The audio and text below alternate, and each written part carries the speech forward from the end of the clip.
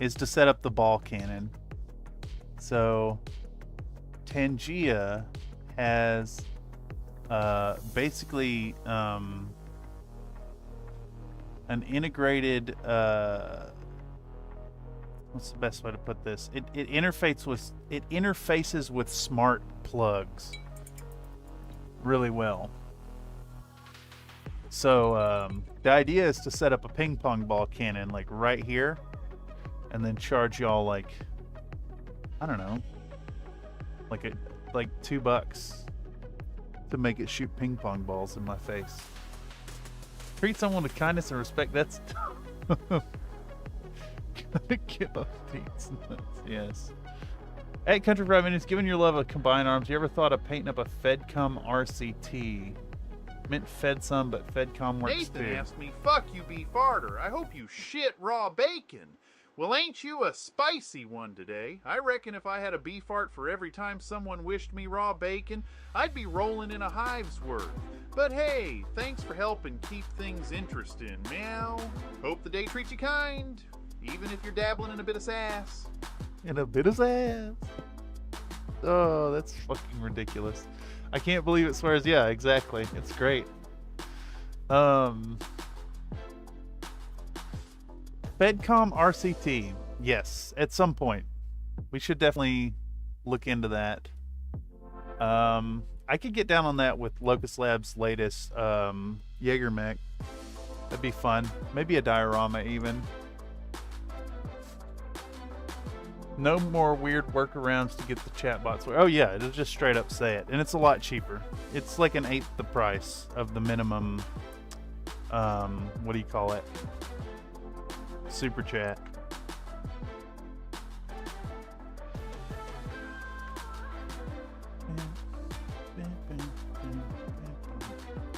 Alright, so I broke the rotors off of one of these. So we're gonna get that glued back on, I think. We could take advantage of it actually and paint underneath while it's off. Okay, yeah, that's what we're gonna do. I'm gonna use our metallics to... Nathan asked me, how many fists can you fit in your ass on a good day? Well, shoot, that's a mighty peculiar question and not exactly something I'd know about. Let's just keep things lighthearted and stick to painting minis or talking about BattleTech. Do you change Remember, the there's plenty subject of on other you? fun topics like farting into paper tubes or channel point gambling. He changed the subject on you. He won't talk about fists and ass, no.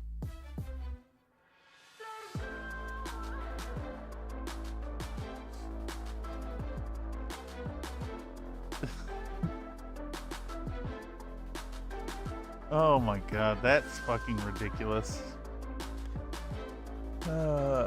Slink says, interesting seeing how the Locust Labs Panther turns out. Yes. Penis, indeed, Miles. Yeah, I need to get some more Locust Labs stuff printed out and up on the web store soon. I had somebody ask me about a 1/50th Mad Cat. And I think I can just about print that off on my resin printer. I just need to break down the legs into parts.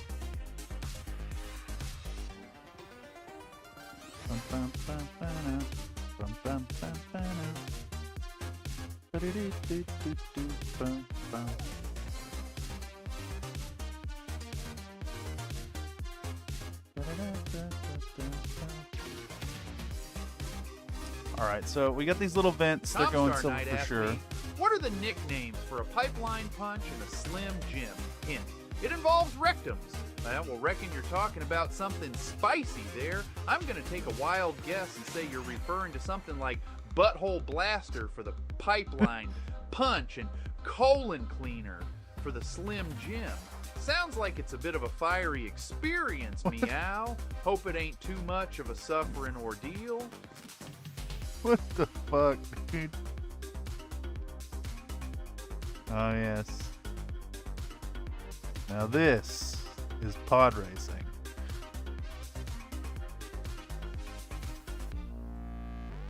All right, so we're gonna go around. We're painting all the weapon tips in silver. We're gonna come back in with some black, I think. Come back in with some black to do all the wheels and the treads on our half tracks. And we'll hit those with a dry brush afterwards, I think.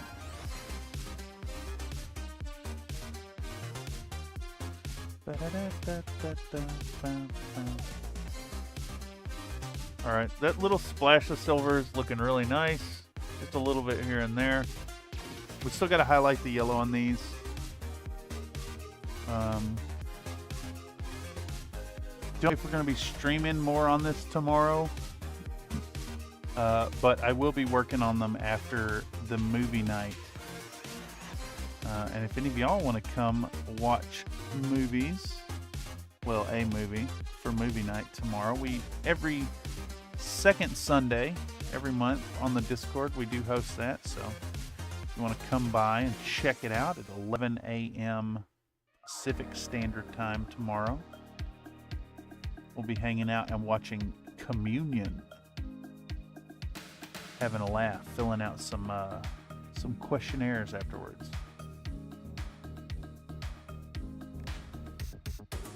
All right, that looks pretty good, I think. Just a little bit of silver on there adds a whole bunch to it. Little pop of color.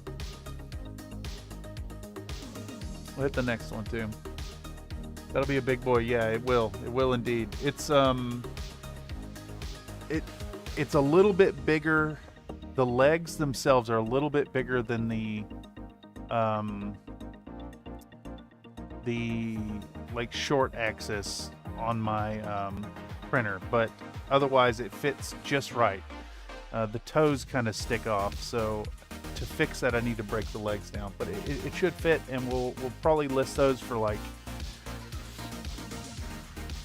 I don't know, $100. Make it competitively priced to something like the what was that one, the Kickstarter piece? I wonder what people are selling those for. Anyhow, let's continue almost. I'm gonna stir up our paint again, which is separated out fully. We're gonna keep doing that same deal. Only this one has the propellers on, so we gotta be, careful.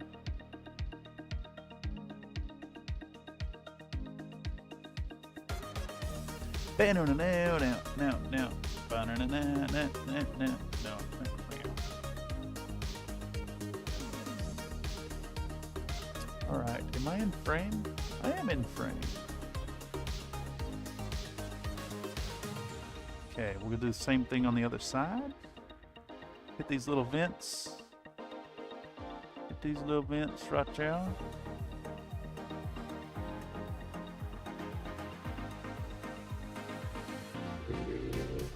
Happy little silver. Boom. There we go. Get these exhaust ports as well.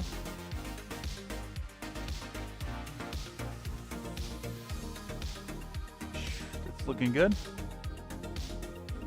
You might be able to split it in the crotch, the seam between the seam.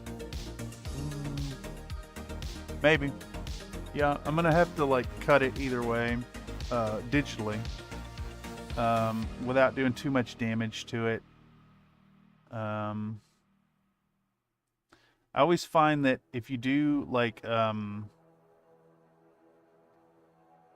if you do weird like booleans with like a straight edge, they tend to print poorly and require a lot of gap filling. So I definitely want to keep it like separated on a joint. Ideally, I think what I want is a separation at the knee joints.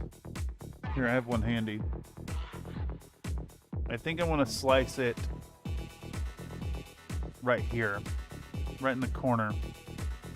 That seems like a good spot to do it, and it'd be a nice flesh attachment point. And then we keep this whole section right here. But this kit is broken down enough. I think I can get a 1/50th in the web store. Know if Locust or Mako plan to do Uziel. Love to see what they make. I don't actually know.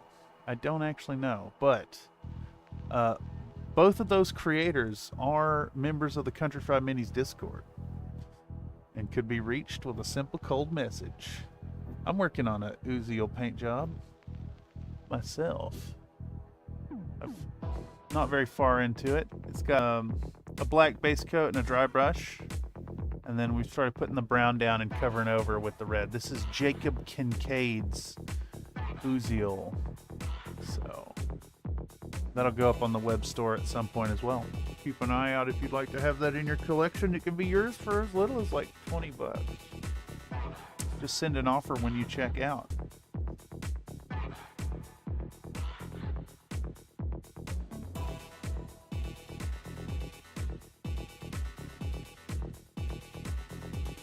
Comstar Knight asked me, can you say that Iron Elemental, Nathan, and Tobias all have the disease called Nu-Uh?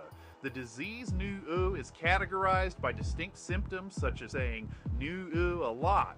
Well, if Iron Elemental, Nathan, and Tobias are all suffering from the mighty ailment called Nu-Uh, then it must be quite the hoot. Sounds like they're spending their days saying Nu-Uh like it's gonna go out of style. I reckon it adds a bit of spice to their conversations, like a contagious laugh. You just can't help but join in on. Hope they're enjoying their Nu-Uh adventures. The Nu-Uh adventures. What the fuck is wrong with this AI, dude? True, yeah, indeed. Slink says, yeah, I can't fit that on my Mars 3, but I think your printer is larger. Yeah, it's...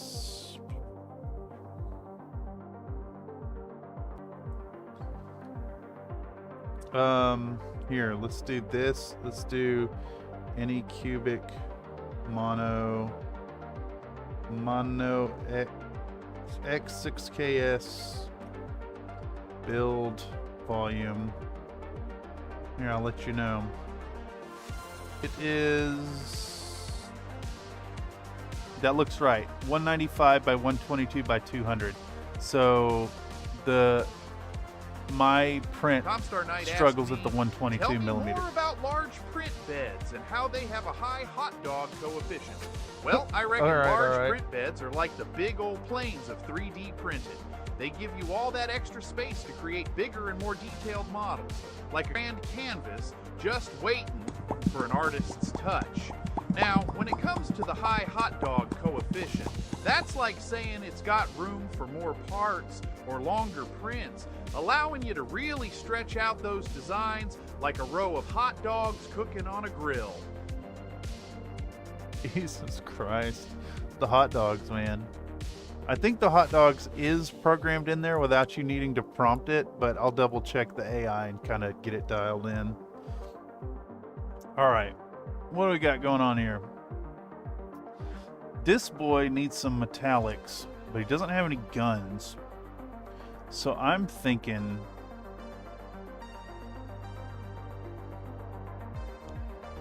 we're going bright with it. We're going to do this whole like nose assembly thing on the bottom right there. Boom, the little camera system. We're going to do... I'm tempted to do the whole propeller caps. I think we are. I think we're doing the whole cap of the propeller in silver.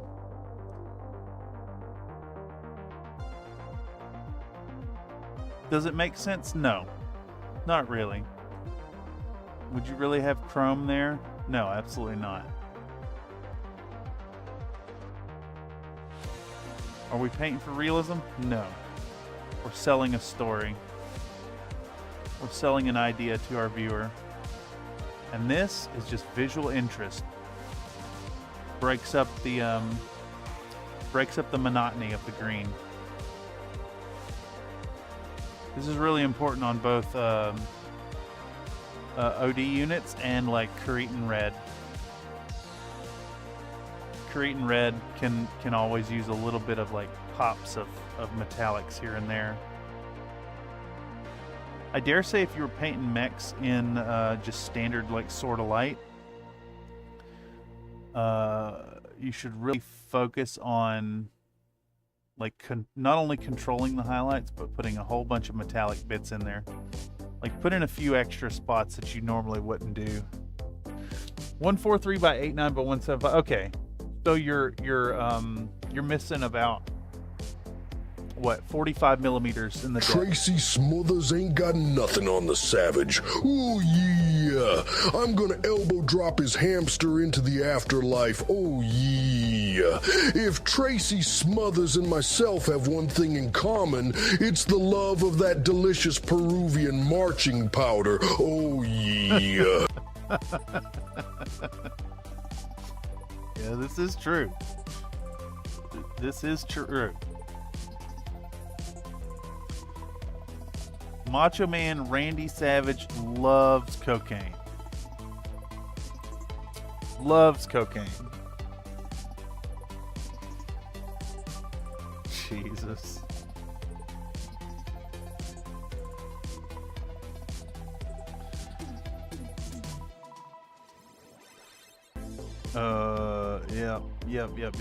Yep.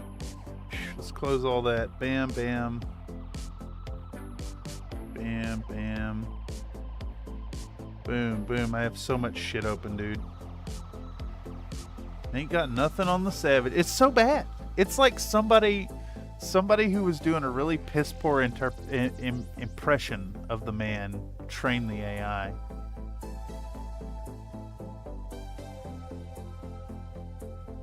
But then again, it does seem to be trying to like samey same all the voices even. Because I went through my whole script, pulling the whole country fried meanies thing. I was up and down and very squeaky and high-pitched and nasally. How do you paint a cat with a hot dog? Oh, geez, painting a cat with a hot dog sounds like trying to use a noodle as a paintbrush. Meow, you'd be better off sticking to a real brush. But if you're set on it, maybe dip that hot dog in some paint and dab it gently on a canvas. Imagining the hot dog as an abstract tool. Just don't expect much precision, and maybe keep an actual brush handy, just in case.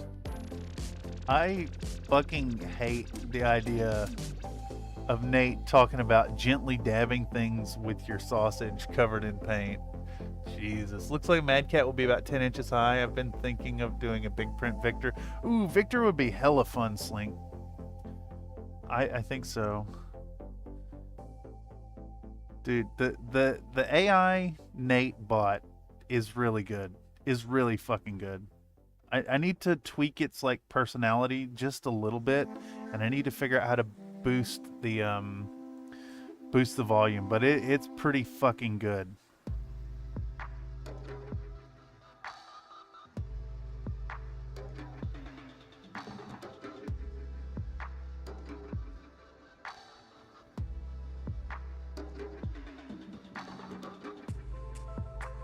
Yes, Comstar Knight asked me, talk about techniques for painting with your hot dog.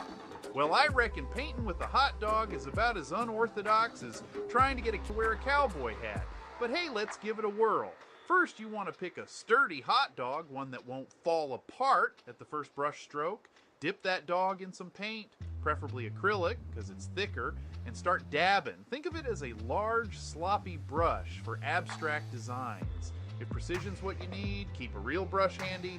Just remember, the hot dog ain't gonna replace a fine brush anytime soon. So asking both of them, you can tell it's the same like core AI with just like a different voice added onto it and a few tweaks to get its personality to spit out certain things. So I think we gotta take the Nate bot Like, we got to do more cat stuff for the Nate bot and less cat stuff for the Country Fried bot. And then maybe, like, take the OGs out of Nate entirely. I'll tweak it after the stream. Painting with a hot dog. Yeah. Painting your hot dog holder with a hot dog. Alright, so we're doing the same metallics here. Dabbing a paintbrush in acrylic paint is like slapping your phallus into a jar of xylene. Not recommended. What the fuck? Yes. Yes.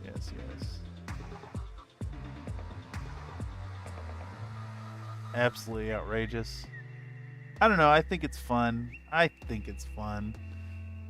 tried to find a way to tie Tangia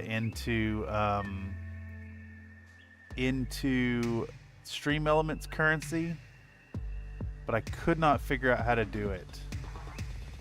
I think there might be a way to do it through their Twitch extension, which really sucks. It just, everything's made for Twitch. So like making some of this stuff work on YouTube is really brute force. Like Tangia ties in with Bitbot, Instructabot, but Instructabot will not pull the YouTube API. It only pulls the Twitch API. Okay, so what can we do next here to keep flowing? I think what we're gonna do is get our mixing cup here. We're gonna get our mixing cup, and we want some German camo dark green, which is this color here. And we're gonna use this to wash those infantry.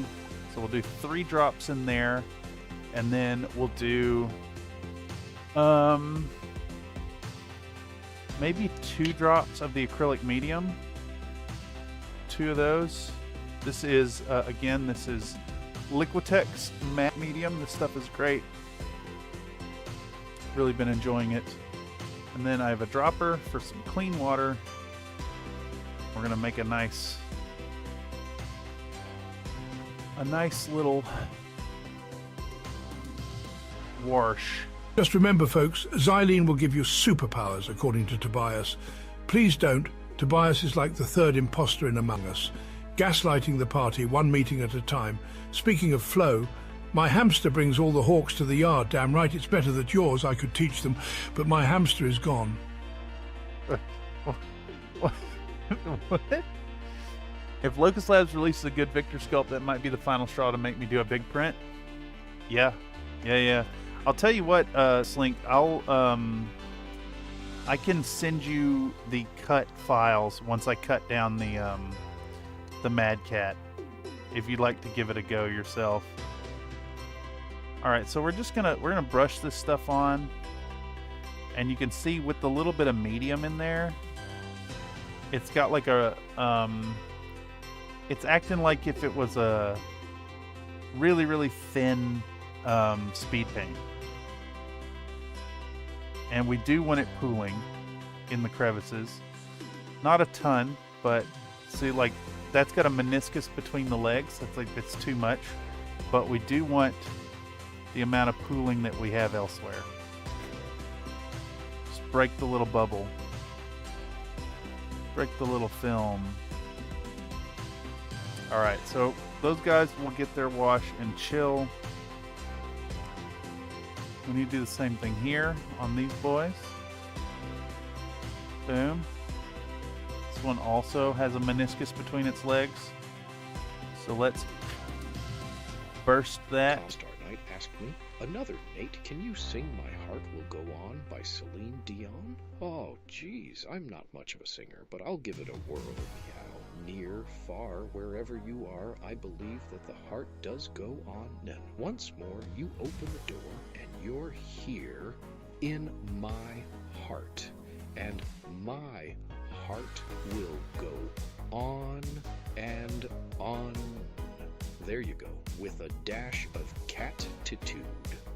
Hope it didn't sound like a cat fight. Meow. That wasn't even close to a song, Nate bot. I did the thug. It's a great print and does well print and large. You know, honestly, Slink, I kind of recommend. I honestly think you should think about doing a 1/100 scale. So any of the Locust Labs parts will go well, and it should fit on your machine. You do it 285% scale up. You get a nice. Let's get a Mad Cat for size ref. Yeah, nice, really, really large model. It's imposing. It you know, demands shelf space, but then it's big enough that you can also do the what do you call it? The like large scale techniques. Makes it a little easier to do. Okay, so where are we at now? We got our metallics on, we got our ink wash on. I think we need to put together a dry brush for our battle armor. I did print a Highlander at like 225 or 250 on it. Yeah, that's getting close to it. Oh yes, I remember this model. Yeah, and it lets you like. It's really fun to have been painting a bunch of regular scale models regularly, and then to go into the bigger ones with those same techniques. It really lets you do some fun stuff. All right, so we're gonna go. Someone is fucking knocking on my door. 1 second. I really got to start hanging the sign on the door.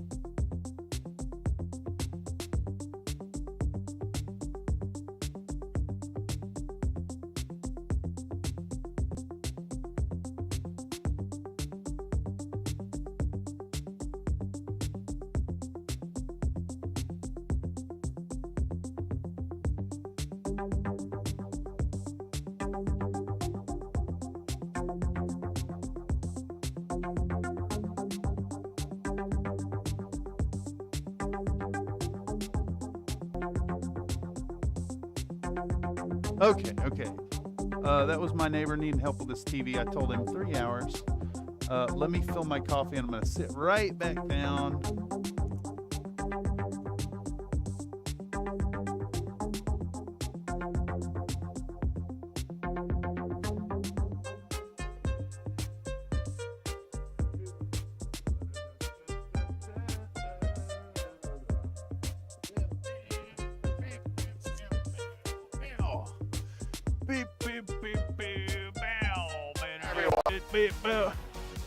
Wait, when did that come through? Oh, damn it. Damn it. Push-ups coming right up, sir.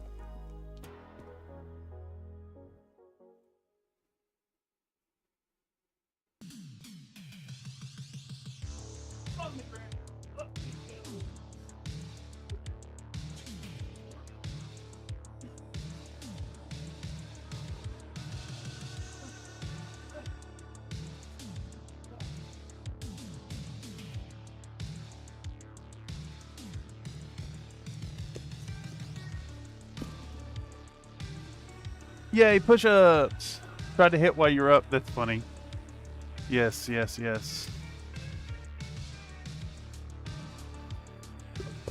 At least I caught him.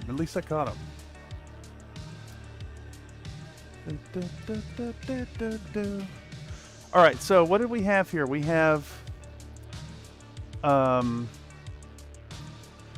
We have camo olive green, and we have Middlestone in about a 50-50 mix here. We're just gonna give it a nice little stirring up.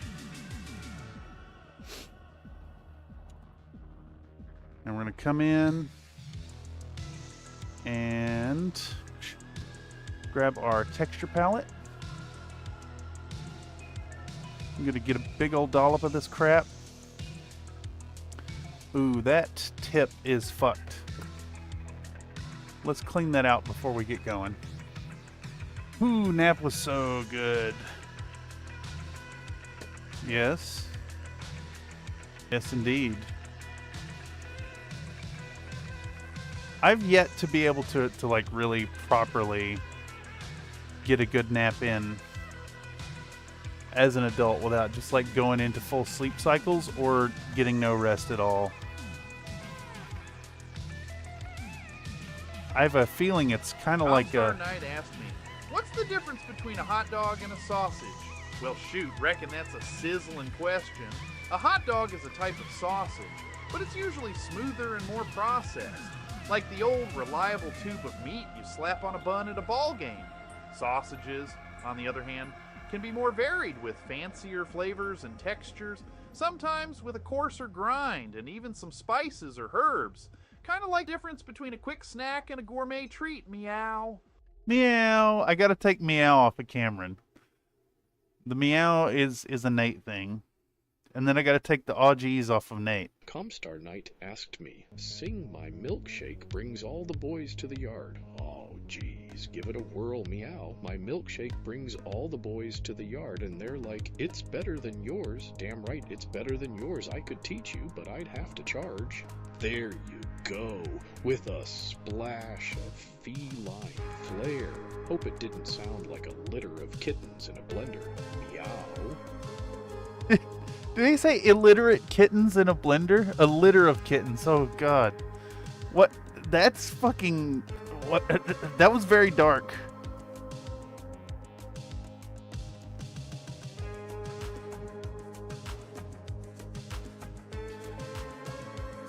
Oh. No fucking way.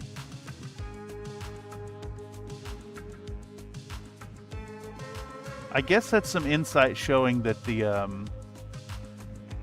AI is already thinking some pretty dark thoughts, y'all. Son of a beach. Sunny beaches. Can we get a little glue on this boy? Let's just be like that sometimes. Ah, yes. There's been a few good Nate ones today, Mr. Nate. The AI seems to be working. I say with a question mark.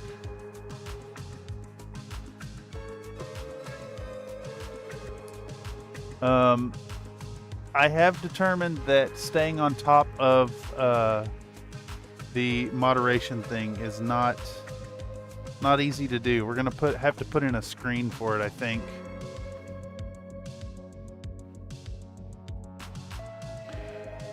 Or just like, you know, try to use a different device as a stream deck, maybe. That might be where it's at. Oh, this guy's also not sticking to the base.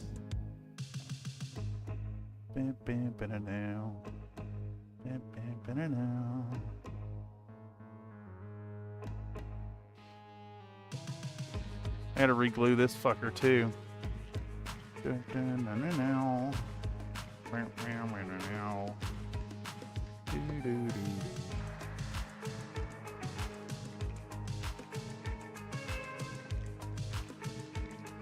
reglue that boy to the base there.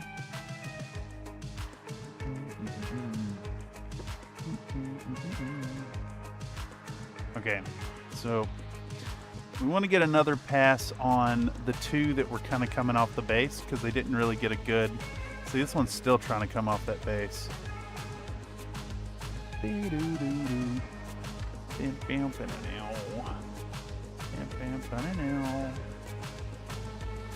this one also needs some on the back. There we go. I wonder why they're still so flexible despite being super glued. Comstar Knight asked me, sing the lyrics to My Heart Will Go On by Celine Dion. Aw, shucks, let's give it a go, meow. Every night in my dreams, I see you, I feel you. That is how I know you go on.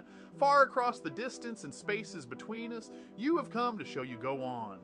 Near, far, wherever you are, I believe that the heart does go on.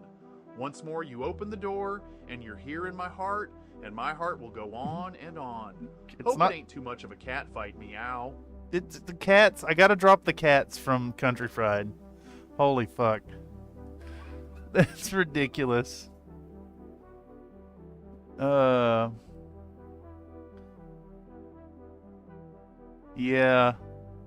I don't think it knows what singing is, Mr. Comstar.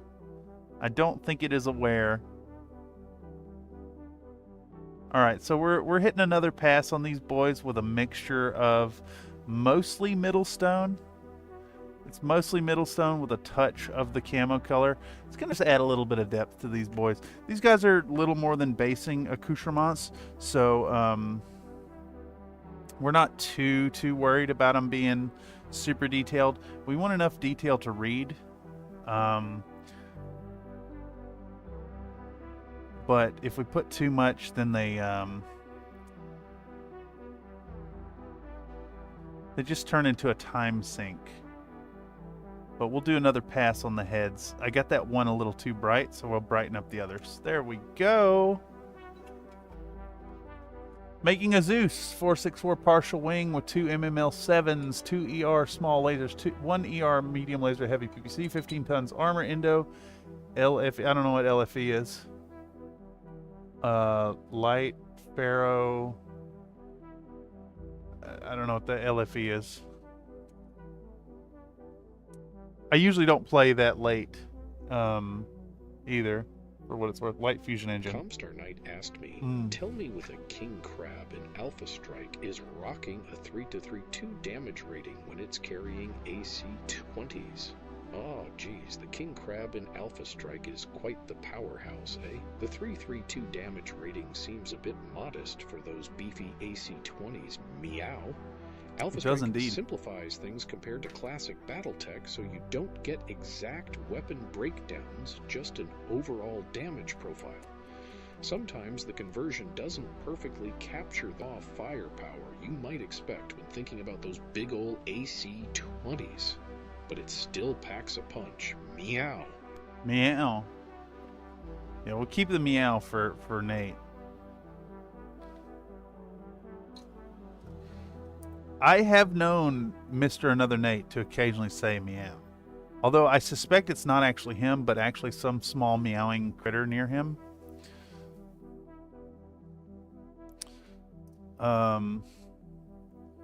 2 crits on the side, 25% reduction instead of 50 like XL. Yes. What are we doing now? We need to glue these blades back on. She said to open your eyes, and I'm like, I don't want to.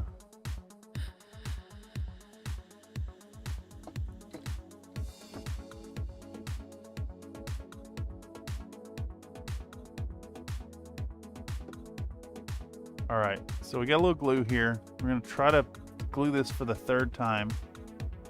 And get it on. Comstar Knight asked me, does another Nate like to meow?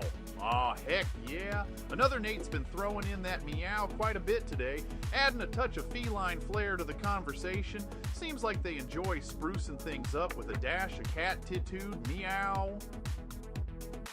Cat-titude meow. Another Nate asked me, hello Nate. Tell you how I feel about kittens. Oh, geez. Kittens are just the bee's knees, aren't they, meow? Those tiny furballs snuggle right into your heart with their adorable antics and endless curiosity. Watching them pounce and play is like a perfect little show. And their soft purrs? Well, that's enough to melt even the coldest heart, meow. I mean, if there was any doubt that another Nate AI Nate is actually another Nate, there it was. How long you planning to run the stream for? I don't know. Like 3 hours, maybe? Why? Why do you ask, Grim? Alpha Strike, ugh. I think Alpha Strike, I don't know how I feel about it. I really don't. It's a game. It's a game. That's about how much I feel about it. It ain't BattleTech. I mean, it's in the BattleTech universe, right? It simplifies the game down. It is a system to let you play large battles.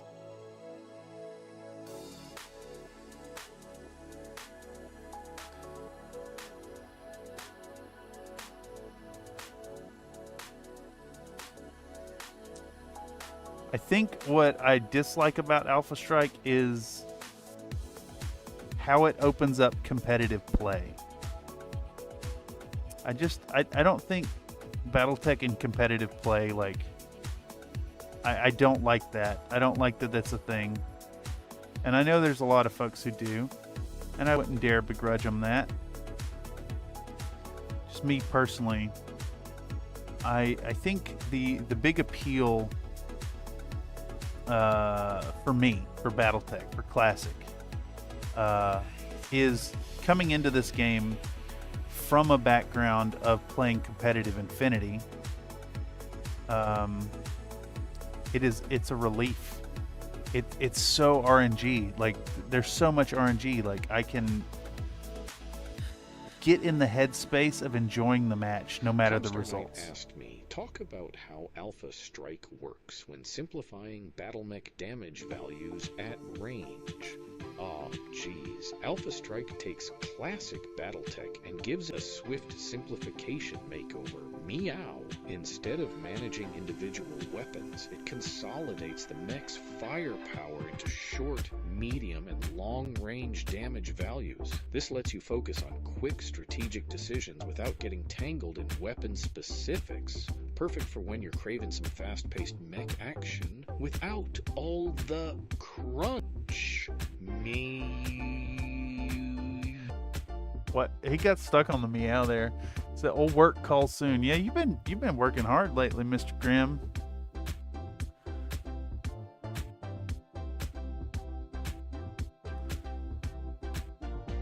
Hitting that grind.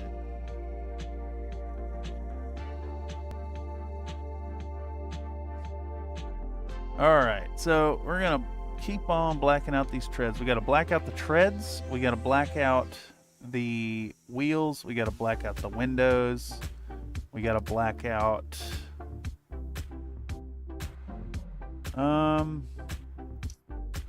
what else absolutely needs to be blacked out? The rotors, maybe? We'll do all the rotor blades.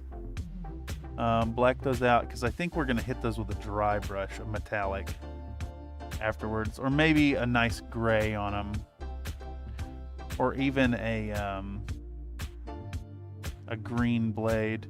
Would it be unreasonable to have like a permutation of olive drab for your rotors? Does that even begin to make sense?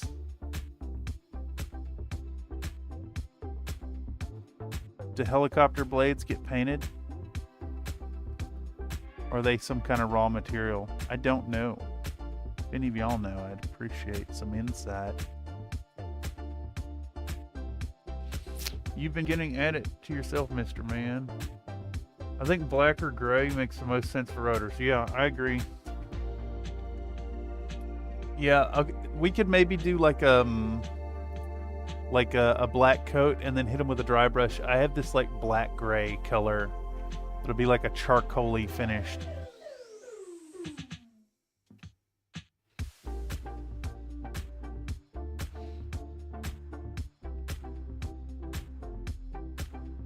All right, where were we at just now? We did one truck.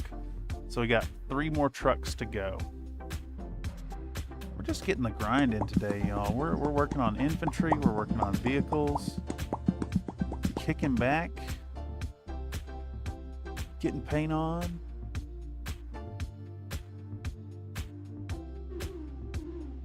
Eventually my neighbor's gonna need help. He keeps breaking some settings on his TV.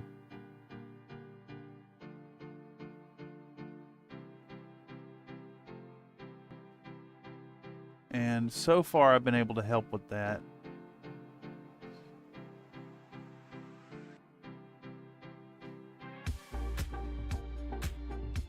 So I think we're going to be doing that this evening after the stream.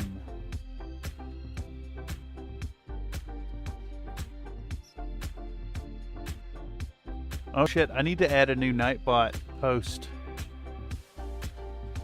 about Tangia.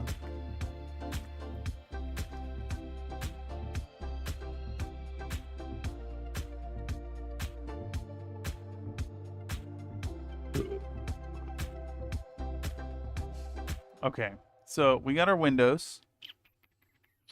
Got all our little windows. Do we need to black out the visors on all these guys? I think we maybe need to. Fuck. Okay. So first we're gonna black out all the missile ports. Boom, boom. Boom. Front and back because they're recoilless, right?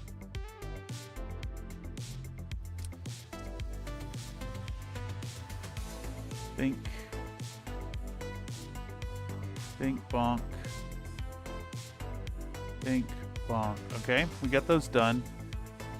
Now we're gonna hit the visors on all these little lads.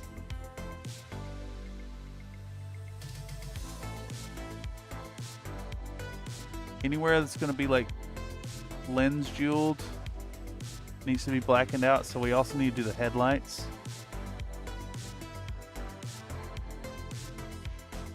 The headlights that color. Now whether or not we actually do a jeweling on that, the black will create a little bit of visual interest. We got some lenses on our rocket boys that need black, so we'll do those. This one too. Bam and bam. There we go. All right, next. We're still working on this one. Same thing here. We want our wheels black. I'm trying to keep this in the right spot. I naturally want to be like right here with it. And that's like out of frame for both cameras. So I'm going to try to keep it over here. That'll probably be better. Can we even do that right there? Is that better? I don't know. I can't see it. All I see is glare right here.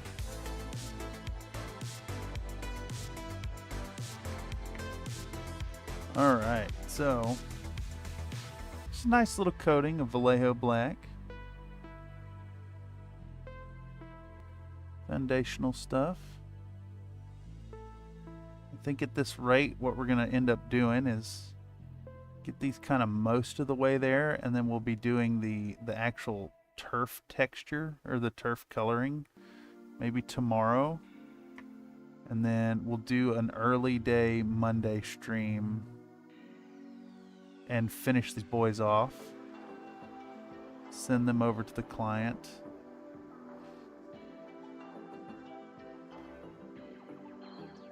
There's been a ton of delays on this, and I have definitely failed to do the... Yes, rev your motor, Mr. Motorcycle Man. Let's wait on Mr. Motorcycle Man to get the fuck out of my neighborhood. What was I saying before my thoughts were shut off by a motorcycle? Yes. There's been lots of delays on this project, but I think it's important to note for your own projects out there that if you're dealing with burnout,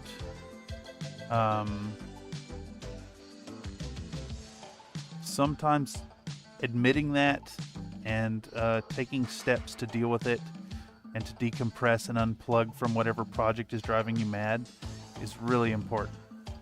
And for that, huge shout out and thanks to my client for allowing me to take so much extra time.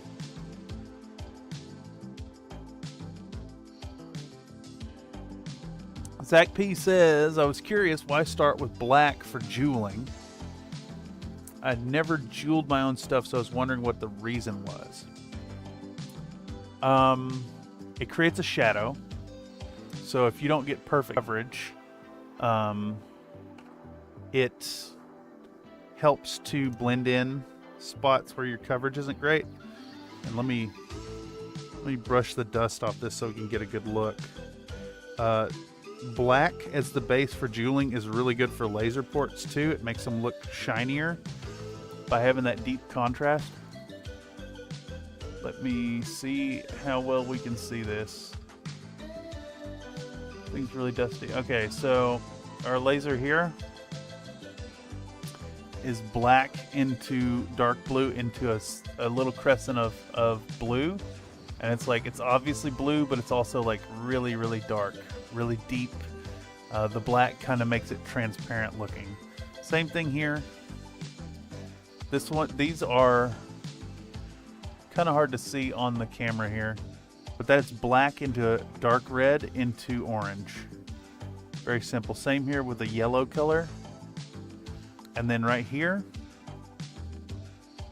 so we've got a really dark green in our panels here, but if you look really, really carefully, that dark green kind of ends here, and we have the black in the deepest corners. It creates, it adds more contrast and depth to your jeweling.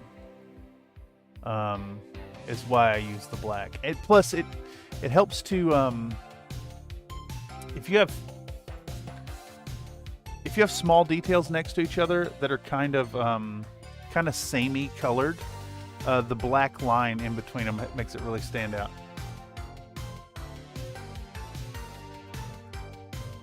Let's see what you really think you said. Something hasn't gone through yet. Sometimes the AI is slow on the uptake. Wait, what were we doing? I'm working on the treads now. There it goes. Hey, Robo Cameron, explain the reason you want to start with black when painting reflective surfaces on miniatures. Well, dag nabbit, that's a hot topic, ain't it? Starting with black when painting reflective surfaces gives you a real nice depth and contrast. It mimics how shadows and reflections play on shiny surfaces. With a black undercoat, you can build up lighter colors gradually, creating that shimmering effect. It's like painting a bright sky on a pitch black night. Just adds a whole heap of drama and realism to your minis, meow. He's not wrong. The bot is, that is exactly correct. Except for the whole like building up slowly thing. I don't think that necessarily applies as much to jeweling. You can build it up pretty quick. But yeah, it creates drama, it creates contrast. Do you think printed or metal 6mm infantry is better for battle type? Metal. Always metal. Printed infantry are great though. They are fabulous. But little chunky lads in metal, so good. So fucking good. I want metal everything.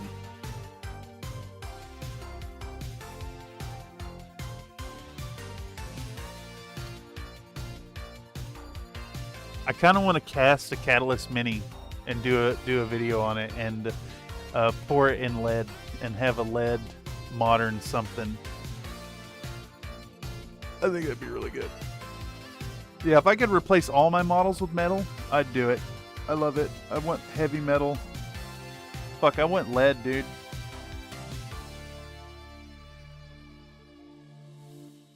The lead's fine once they're coated too, you know. You got multiple layers of varnish and paint on it. The lead's going to be fine. It's not like it's flaking off and you're ingesting it.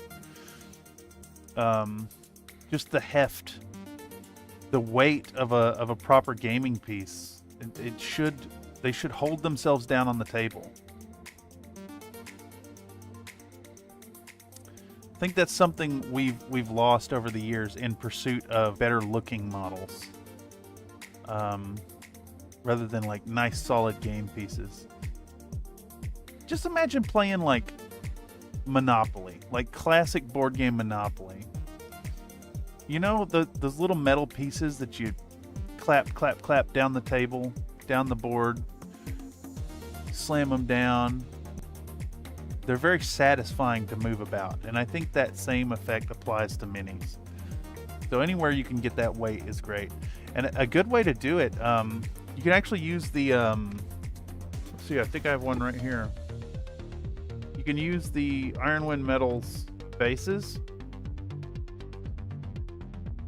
And if you put your minis on those, not only do you have that nice recess area for sculpting into, but that adds a lot of heft to your plastic models.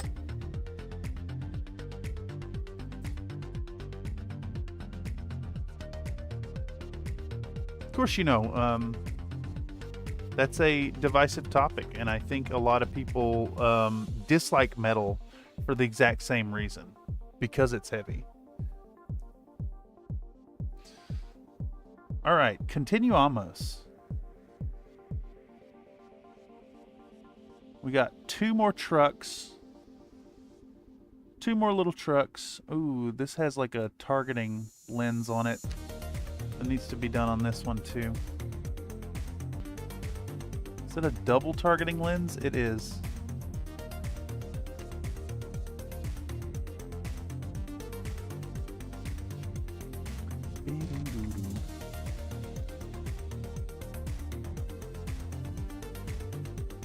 Okay, so again, we got a nice thinned Vallejo black. It's not too thin though. So it's spreading smoothly, and it's got like a 95% coverage. Like it's still, if these were gonna stay black, I would probably do a second coat, but I think these are all getting that like kind of honey yellowish type jeweling on them. We're gonna be doing the what do you call it? The sunny skin tone. Some mechs are pretty unstable depending on the sculpt from Ironwind, so I can see the disinterest for them. Yeah, indeed. Also, they're goofy. And I think this is more of a societal trend as opposed to anything else, but modern wargamers, they're so serious. They're so fucking serious. Everything's got to be awesome and cool and badass. We have lost the goofy along the way.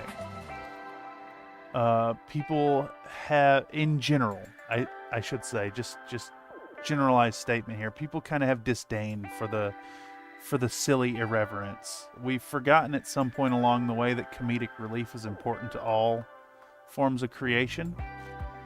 Whether you're making movies, whether you're making, you're painting scenes, or you're playing war games, you gotta have some comedic relief in there, and I think a little bit of silliness goes a long way. Whoa.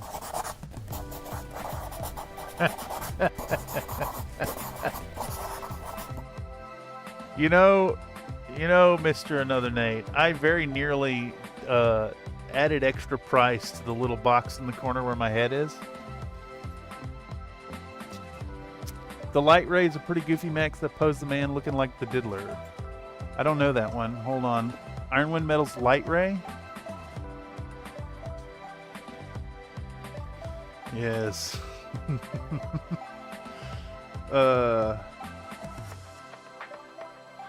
Light Ray. What the fuck even is a Light Ray? Light Ray. Images. This guy right here? It looks alright to me.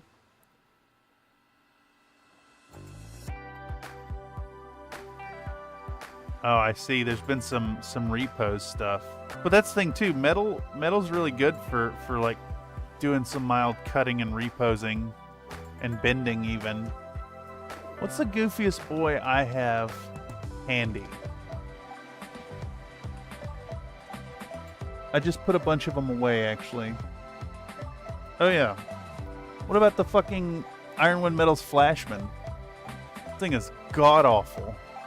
Look at that fucking thing, dude.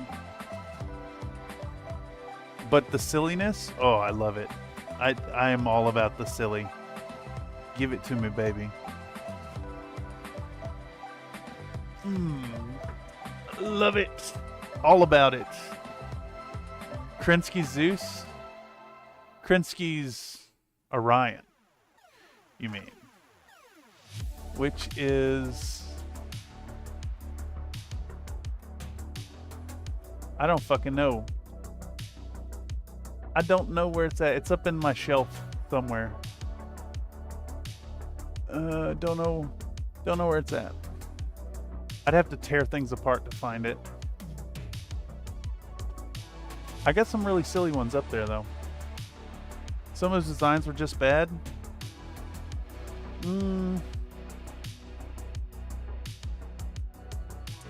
I think that's a matter of subjective opinion, Senor Slink. I think the bad designs, the very silly nonsense, I think it adds a lot of character and a unique aspect to BattleTech. I like when the robots are their own thing and aren't trying to emulate anime. Like anything that looks like a Gundam, for instance, to me, they all look exactly the same. It's the same mech. Same mech, same robot, same design. Big shins, big feet, tiny body, long legs. Head's a little undersized. Sleek, fast-looking, high heels. Gundam. They all look the same to me. I like seeing a little bit of variety in the mechs. I think there should be a lot more variety, even.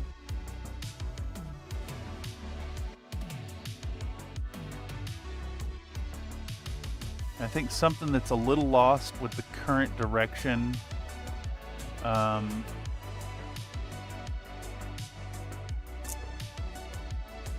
The current models for Catalyst, like they're great. They're faithful. They're solid modernizing efforts, but they definitely make it look like everything's coming through one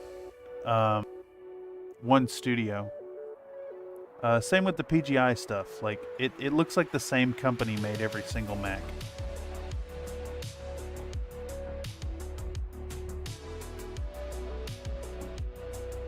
I don't know. I prefer a little more variation, and the silliness I think adds to that. Then you add hilarious things like Olocus being taller than the Atlas. Yeah, that's the sculptors. That's a side effect of hand sculpting, and that there were no strenuous controls on like a realistic size. All the mechs should be like half the size they are on the base, honestly.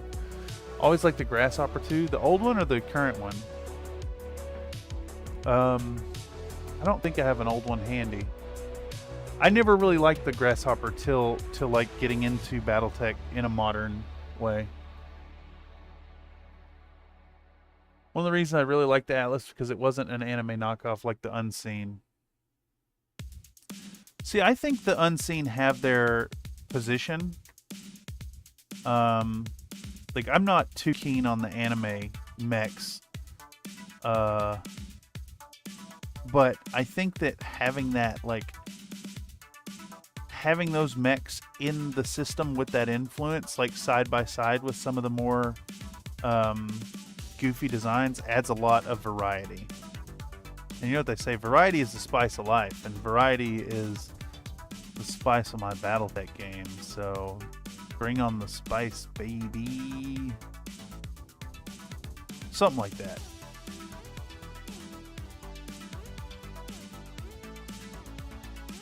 I think I half know what I'm talking about here. I just think it's sad that we shift away from silliness. Like in general, there's been like an overall societal shift away from that. That's really, really evident in wargaming. And I don't like that. I want more silly. I want a game that's like serious and fucking badass and cool and full of hyper violence and high risk, high reward. But I also want that silly irreverence in there. Yeah, but the Marauder was never the Marauder. It was just Officer Cloud for Robotech to me. That's fair. I see where knowing the origins would influence your thoughts on it. Speaking of, we're going to do something with this soon.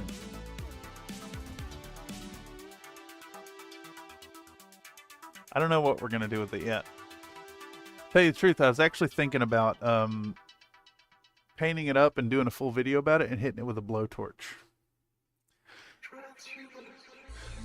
I actually like the Project Phoenix Marauder because it looked like more like a Battlemate too. I love the Project Phoenix Marauder. I think those designs are great.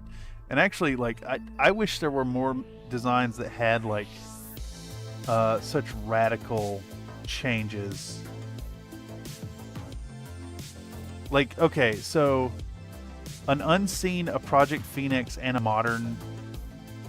Having the Unseen, the Project Phoenix, the Modern Catalyst, and the PGI side by side, like, you can tell those are all Marauders, right? But having that much variability in the chassis really goes a long way into selling, okay, this company in this era made the mech, or this mech was made off-world and shipped in to put on, like, Capellan components or whatever. I don't know. I think it's underrepresented. I guess having Iron Wind next to Catalyst helps to solve that. Like, the old bastard is the 3R, the CGL is the 11D, and the Phoenix is like 9M or... Yeah, exactly. Exactly. Yeah, that's a really good way of putting it. I don't know. I like it. I like the old ones. I like the new ones too. I just don't like Catalyst plastic. I wish they didn't use fucking PVA. PVC. Same thing, right? That's the same thing. It's just one chemical different, right? What is PVC? Polyvinyl chloride versus polyvinyl acetate? Same thing. It'd be neat, yeah. Yeah.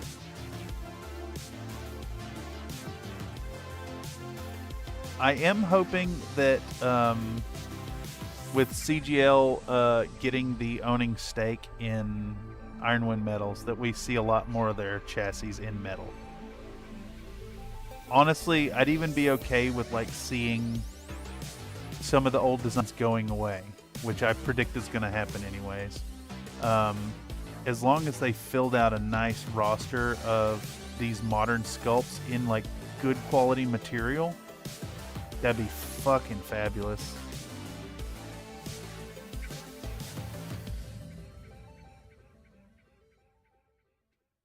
Hey, when y'all figure out a way to remove mold lines from models that doesn't take 7 hours per mini, let me know. Until then, I'm going to continue to be a grade A hater on fucking Catalyst.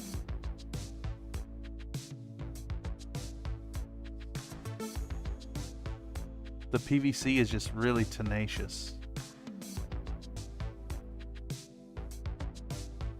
Expanding the metal roster will be the best scenario. Yeah, there's only 13 chassis available in metal. Maraud's a really bad example though, because it has too many fans gooning to it, so its crap ass always gets updated and shoved down your throat. Yeah, and you know what? I think, Slink, that some people goon over that old Unseen for the same reason that you dislike it. I'm sure there are people who love their Gluog because it's a Gluog officer pod.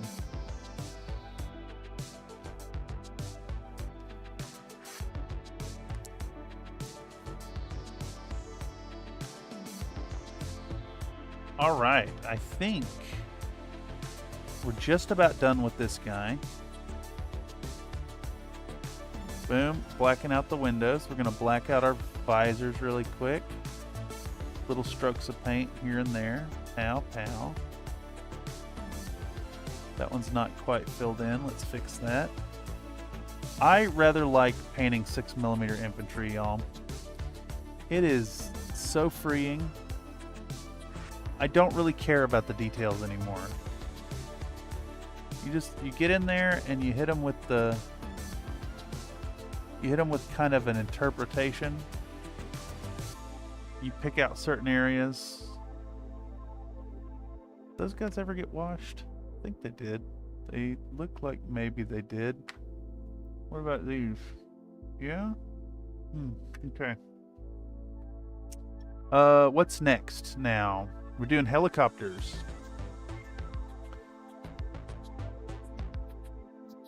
I just think the 3R variant is a piece of shit.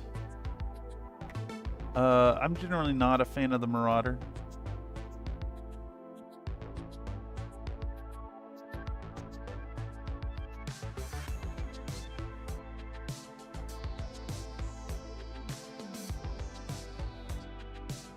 It do what it do.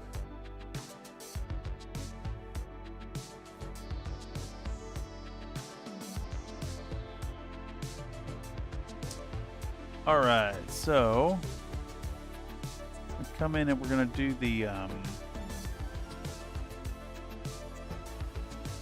glass first. We're gonna do the glass and the wheels on these boys.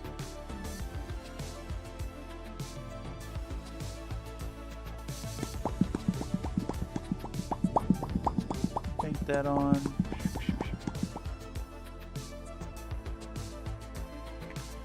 Might have to do some kind of nose markings on these, actually, now that I think about it. If we have time, we'll plug them in there. Definitely would make sense for these like warrior style helicopters to have nose markings.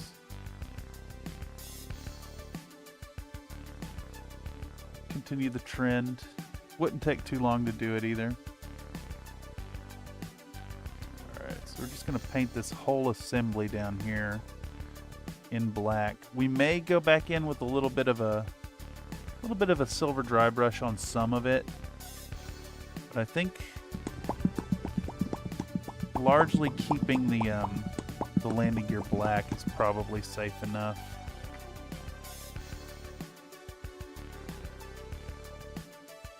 Give them the same treatment that we do the treads. Why have a Marauder when you could have 14 flea mechs for the price?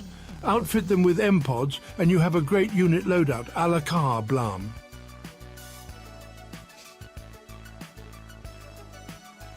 M-pods.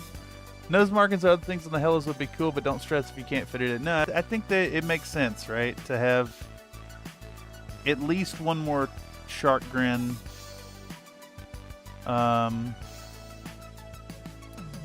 Of all the models here, it makes the most sense.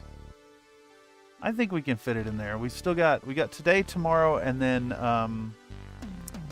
up to I think it's like 8 in the evening on Monday. We're gonna run this right to the edge. I did take advantage of those days off and not actually work on them to avoid burnout, but it did put me a little bit behind once more on the project. But I think we're well on track for a Monday release, and then Wednesday we'll be diving in for our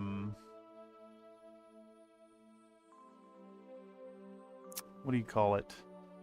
The salamander. The Capitan.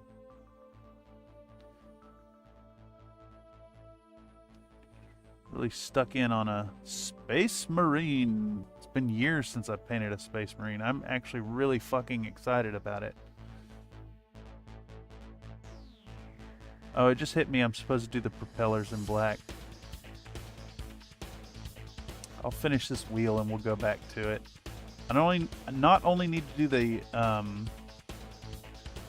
the propellers in black, but I need to do the fucking flight stand in black too.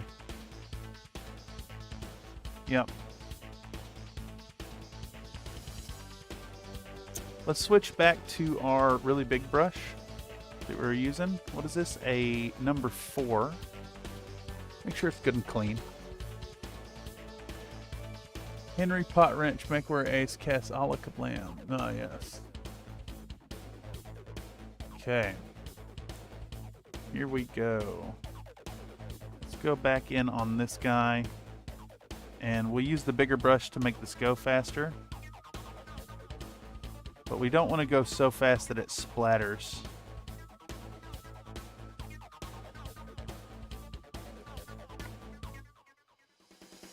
So just spread the paint out. Comstar Knight asked me, what is your optimal sleep schedule? Oh, sugar, with all the painting and streaming, my sleeping schedule's as wonky as a cat on catnip. Ideally, I'd catch some Z's from midnight to 8 a.m., but more often than not, I'm napping here and there like a cat on the prowl.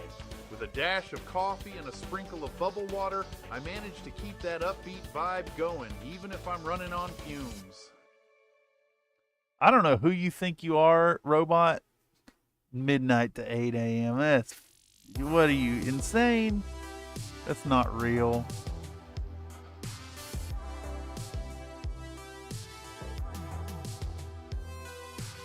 I like that it basically was like a cold read there. It was basically like, oh, I do the normal thing that every other human does, but I'm actually bad at doing that. So I have to take measures to deal with that. And that's just like, that's literally everybody.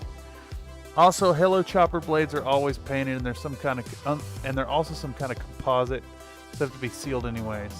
More like 4 a.m. Hey Ross. No, that's actually been a lot better. I've started a regimen of medicinal herbs, and it has helped me to calm down quite a bit over that. A lot of my stress is melted away with that. Granted, it does make you a little stupid and makes it hard to socialize from time to time, but it seems to be helping. Don't do drugs. Drugs are bad until they're really good, and then they're still bad.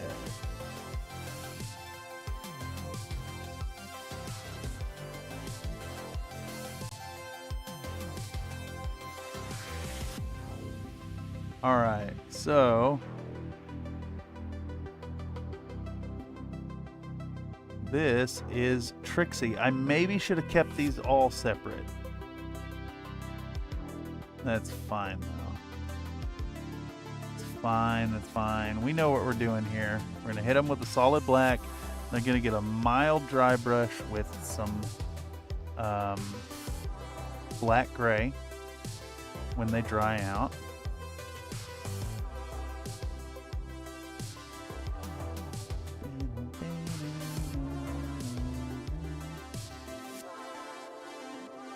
Trying to get this without getting it on the body with this big ass brush is a bit of a challenge. I also missed one of the exhaust ports. Medicinal herb always helped me sleep. It's bad for dreaming though, messes with the REM cycle. Yeah, I've noticed that lately. I've been sleeping in long hours, and then like I feel a little funky when waking up, not like normal rest. Not that I ever slept well anyways. Little give and take. I haven't really landed on the right dosing. I used to smoke a lot when I was when I was a kid, when I was younger. I've been quit for about 7 years. And, situations maybe necessitated trying it out again. And it seems all right. It seems all right. Helping me to bitch less. You know what I'm saying? Bitch, bitch, bitch, bitch, bitch, bitch. Piss, moan, whine, complain. None of that.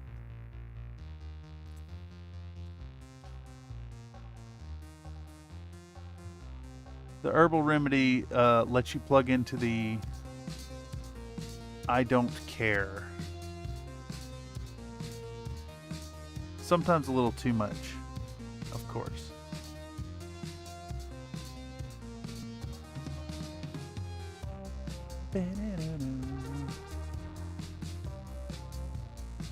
Alright, I think that's pretty much got it. There's another spot up under here.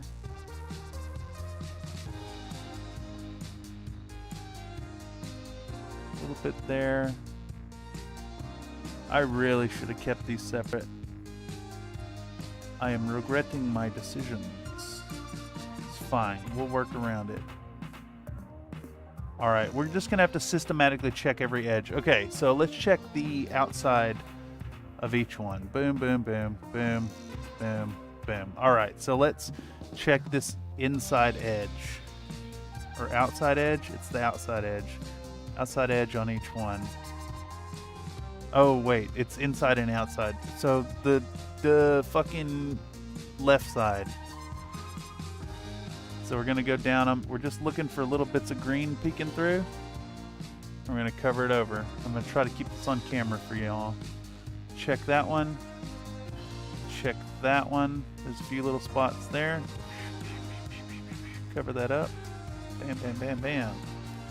5 and 6. Okay, we're going to do the same thing here on the other side. So we're going to start right here. So there's 1, there's 2, there's 3, there's 4, there's 5, and then there's 6. And that looks good. We're going to check the tops all the way around. We're going to check the bottoms. 1, 2, 3, 4, 5, 6. That all looks good. Right up the gyro in the middle. All right, those are coated. And I mean, it already looks decent, right?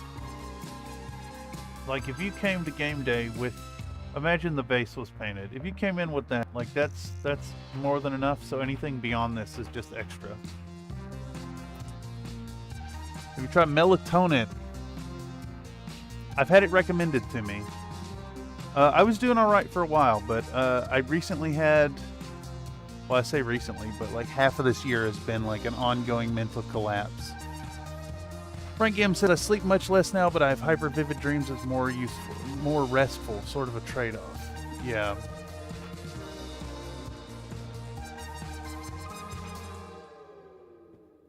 Yeah, my brother also is a big proponent of melatonin.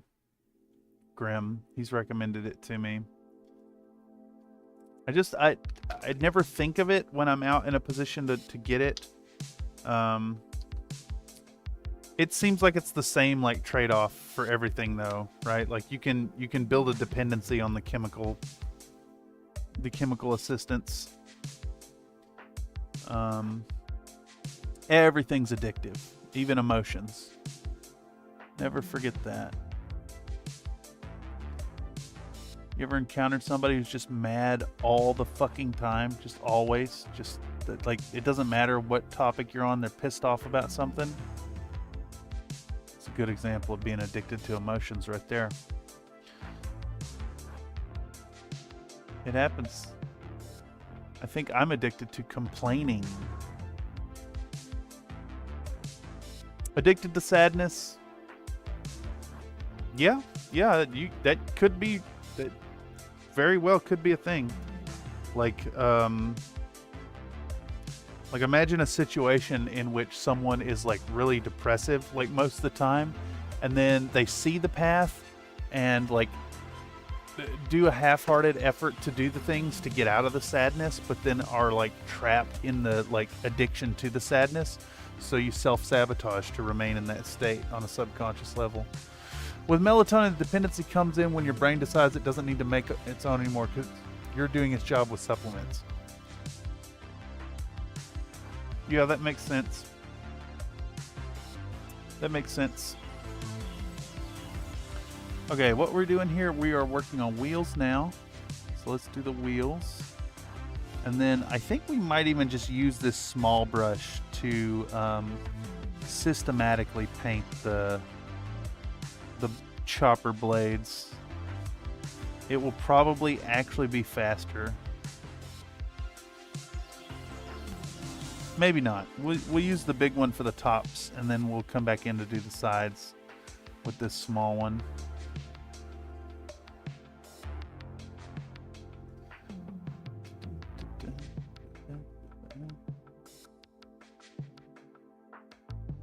It's hard to reach.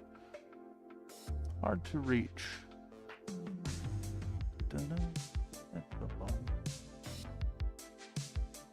Okay, so they are nice and blacked out. Let's get in here and get this one going. All right, so yeah, I think we will use the 4 on top. Brain loves outsourcing, brain is lazy. Well, it makes sense. Like,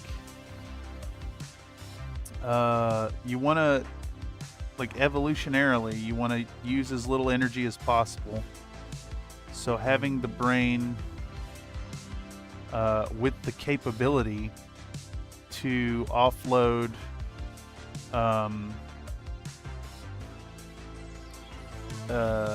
hormonal production makes sense. It's like how the whole vitamin C production in our ancestry went away because it was available in food.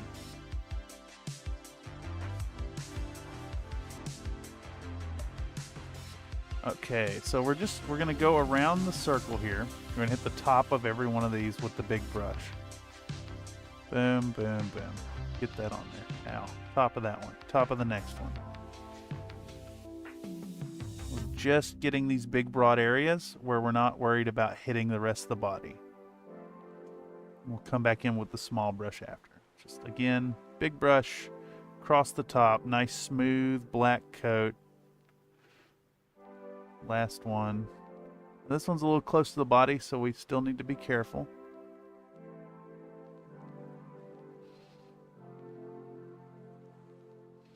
Get the paint on there. All right, now we're going to flip them over. Do the same damn thing. I'm going to come in, we'll start on this one, I think.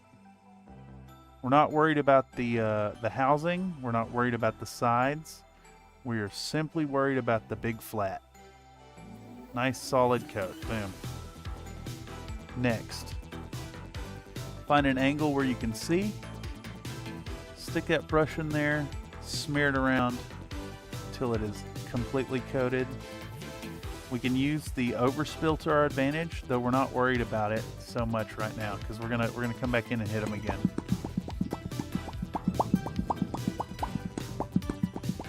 Grim says, ran a Condor heavy hover in yesterday's game I played after asking y'all for some recommendations. Won't lie, I like the lighter hovers, but them thick boys was pretty fun. That's what she said. Ran a Demolisher too, man, but couldn't get it close enough once to put in work. So I think the deal with the big scary tanks, the actual value in those is corralling your opponent. You can really control a battlefield if you put those big old cannons somewhere that prevent make your opponent think twice about going into the region, right? Like, I'm not going to charge that objective with my light mech if I know there's a pair of AC-20s waiting for me. Instead, I'm going to formulate a plan to deal with those first. And that's why, honestly, Mr. Graham, that's why I recommend field gun platoons. So imagine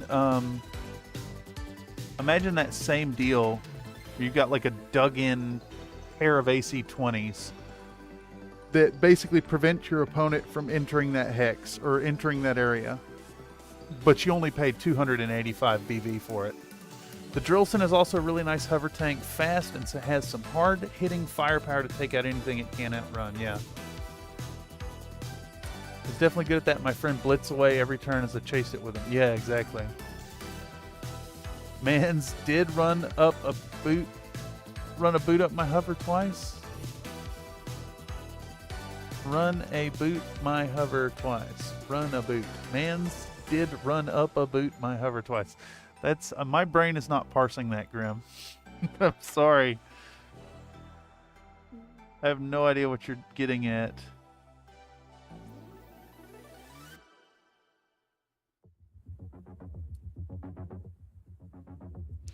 Yeah, I think you ought to try out the Saladin next.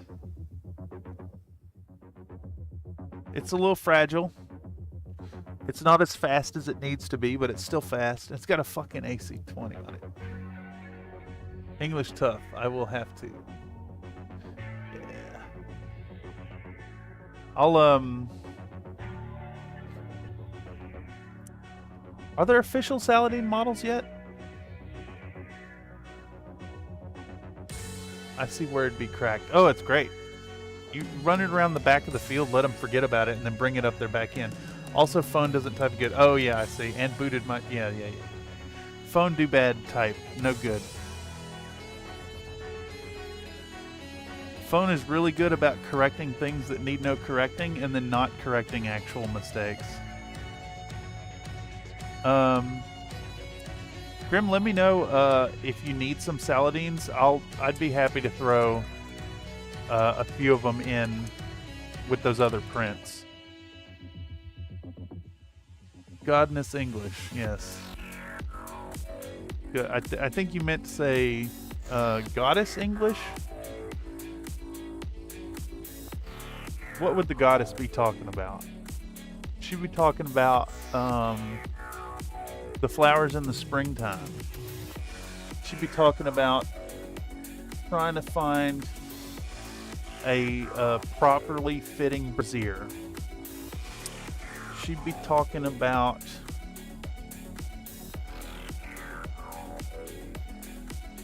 artistic things and colors that don't exist. Not to you, at least.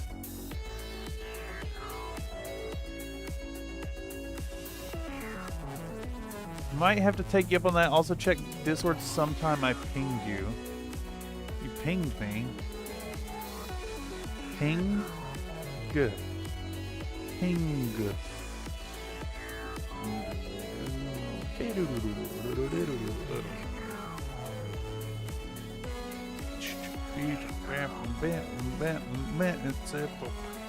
Oh, yeah. Yes, sir. Yes, sir. I will take a look. All right, so we're going to do that same thing that we did earlier. We're going to do the edges now. We're just doing the edge. Boom, that edge, that edge, that edge, that edge, this edge, and that edge. Boom, we got all those done. Okay, so we're going to do the same thing, except we're going to do this side right here. Boom. That's painted now. I'm going to come in. This is, I guess what I'm trying to reinforce here is being cognizant of what you're doing and like being methodical so you don't miss any areas. How many times have you finished a model and you're like, fuck, I forgot that paint in that one spot? You can help prevent that just by being a little mindful of what you're doing, being a little deliberate in your process. Finishing one step before moving on to the next, you know? So same deal. We're gonna hit that edge right across there. Next is this one. That one's mostly covered, but it's got a few little spots. Boom, run it across that. Spin it, hit that next one. This one's a little harder to reach. Let's make sure it's, yeah, I had a feeling that back end wasn't covered well enough. All right, and then we've made it all the way around. So we're gonna start with that same one, and we're gonna come back the other way. Hit that edge right there, bam, right across it. Next. So that's our wet one. We're gonna move on to this here, and try to just zip on down it, all the way. Good solid coat, no green. Next, right here, nestle it in, bring it down. On to the next one. Same deal.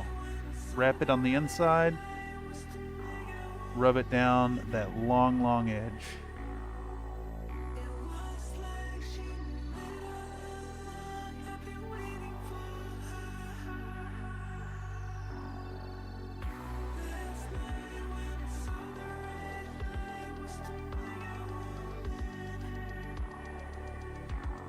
Boom, down all that.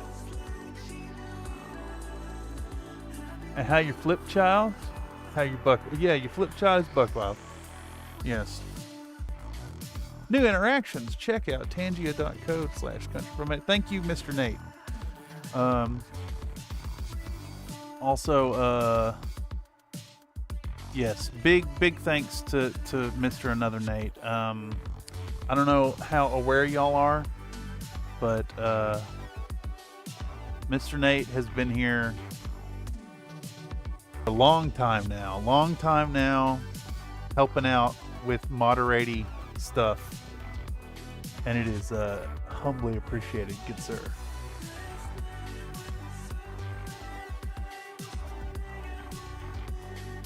All right, so we're gonna do the same kind of diligence, but we're gonna paint the rotor rings one at a time. We're gonna do the top one first, and we make sure we go around and get it top to bottom, left to right, all the way around. Get that all, none of that green showing.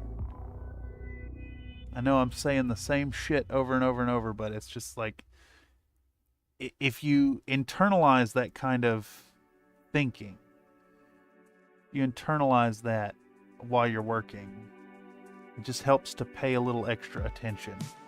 And we'll start in that same spot here for the bottom. I'm almost out of paint too, so I'm gonna have to re-up a little puddle of black soon. I got some of the fuselage there. Oopsies. I think we can fix it. All right. I think our black is starting to get too dried out to use. Hopefully there's enough to just make it one more little section. I think there is. Just right in there. My wet pellet is kind of dry in this moment. Oh yeah! Come check out all the fun new interactions and interruptions over at Tangia, brother. You can make this man say whatever you want. It's so bad. It's such a bad Macho Man, dude. So bad. Printing out that Titan Mako one and not sure how it's going to turn out, but heck yeah, fuck yeah, dude. Condor and Drillson only heavy hovers for the inner sphere? I'm sure there's some other heavy ones. Let's see. There should be like a category. Inner sphere hover vehicles category Sarna. General hover combat vehicles. There we go. This is just all of them though. Let's see. What else do we have? Condor Drillson. There's some other ones, but this has everybody.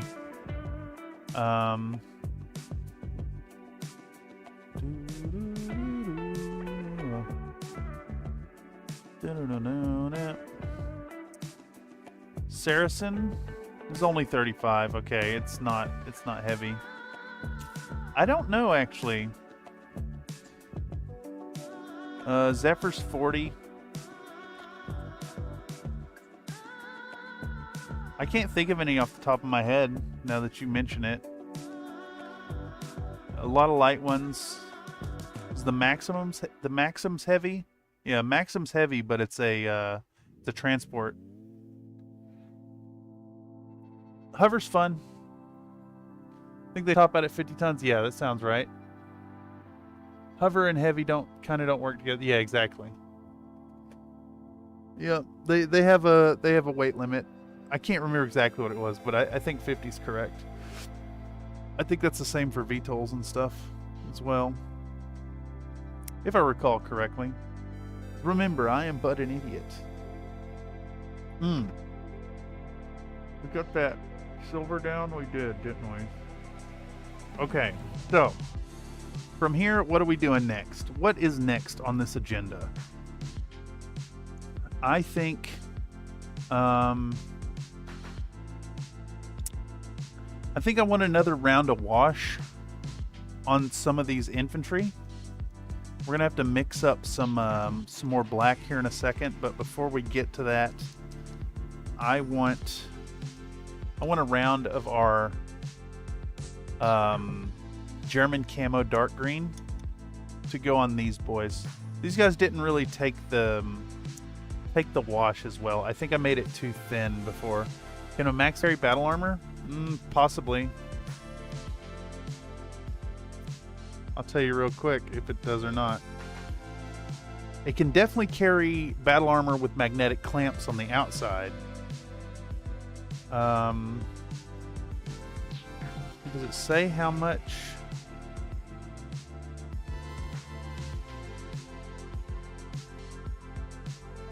I don't see the transport capacity here. There is a battle armor transport variant. So there is a field refit called Battle Armor Transport. It removes the machine guns and ammunition to make rooms for the infantry bay. And then there is the factory Battle Armor Transport. They remove the tag. That's actually maybe the better one to do it. Wait. Which one has a tag? It's too quiet. How about we play a game called Can Cameron Sustain More Push-Ups? Can Cameron sustain more push-ups? Yeah, of course we can. I was waiting on it. You got it, sir. Yeah. But you do work Kind of a out. low amount today, y'all. Okay.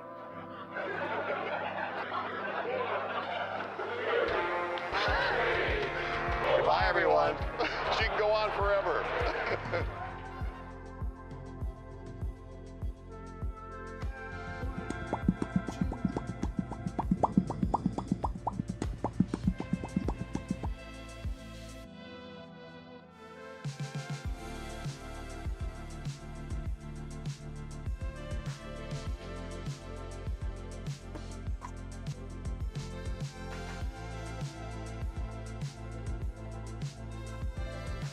The answer, of course, is yes. I can always sustain more. Up till about 200 in a stream. It's only 60 today. I only woke up half an hour ago. Hell yeah, man. Big, long nap. I've only been up for about 6 hours today. I slept hella late. All right, so we're going to take our wash here. Let's see, is this better to go like... Constar Knight asked me, can you redeem Thug in YouTube? Well, dag nabbit, I reckon we're all here for a chat and a good time, but reckon YouTube don't take to redeeming like we do on Twitch. Best we stick to chat. What the fuck are you talking about Twitch, you idiot? Nuh-uh. No fucking way. Dude, that bot just hated on YouTube. About the thugs. P is for terrible, H is for hell, U is for ugly, and G is for jail, cause a thug takes fell. Alright, so that does mean I need to add Twitch to the category of things it never talks about. Okay.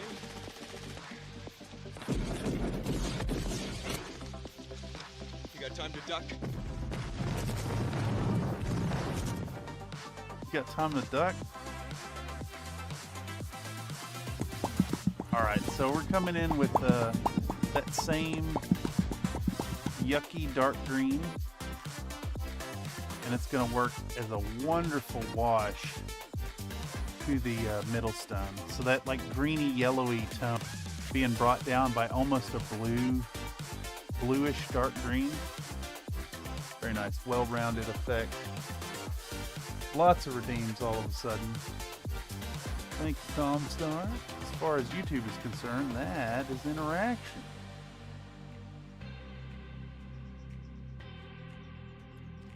Okay, so we're trying to put this wash over all the infantry without touching the weapons.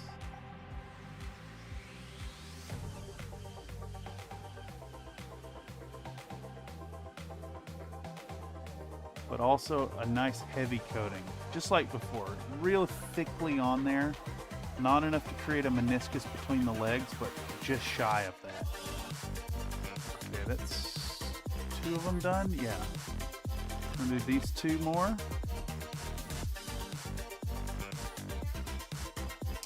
And, you know, another reminder to everybody, when this is done, before I send the project out, I'm gonna photogram all these models. So, any project that gets done here will be an opportunity for you to play with these minis virtually. The cream, yeah. The cream of the crop. Sim. Even if you want to get there is online, no one that does it and, better. Play a game versus myself or another community biscuit live on stream, don't hesitate to reach out and let me know. Join the Discord. Say howdy. We want more Battletech games. More importantly, we want your models hosted, and played with. Anybody interested in contributing to the photogrammetry project, just let me know. I'm more than happy to help with that. We'll put a video out about it soon.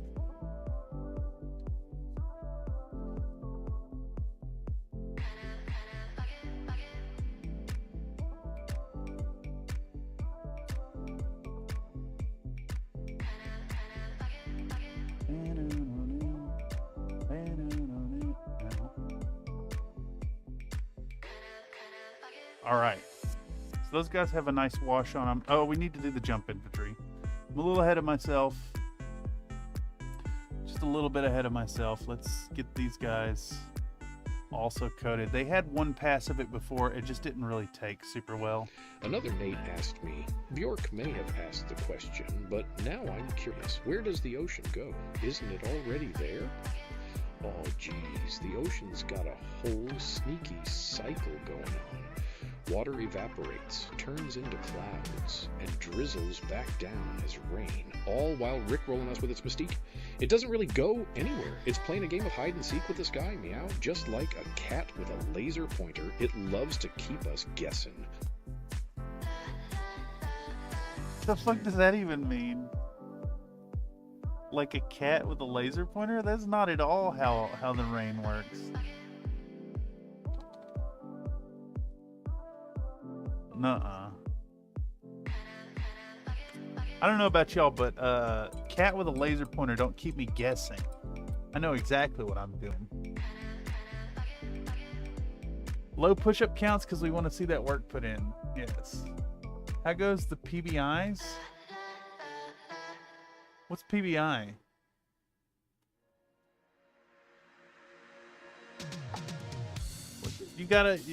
What are you talking about, Kotex?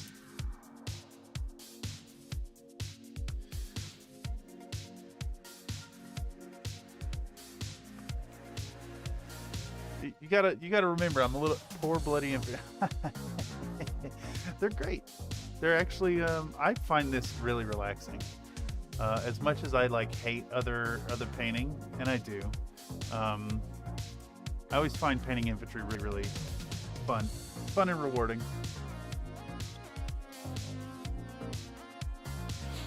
Okay, this little thing, kind of meh, right? This big chunky boy, kind of awesome, right? But you got your chunky boys down, and then you got your little boys out front, and you got a fucking helicopter coming in. Oh, forget about it. That shit's awesome.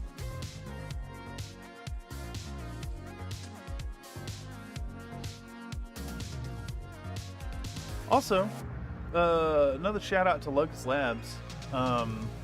Locust Labs half track holds seated 6mm infantry in the back if they will fit in there. Very good stuff Very nice mechanized infantry platoon there. Peanut butter inflation. Could you actually inflate peanut butter? How would you do that? You mix it with like a natural rubber-based binder. Make like a peanut butter-based chewing gum and blow it up. That's what I'm thinking. What's next on the agenda? Okay, so we need more black. Glycerin. Would glycerin hold like enough surface tension to inflate with elasticity? I'm not 100% sure on that, Mr. Nate. I think you're going to need to get into like real interesting chemical territory to make peanut butter inflatable.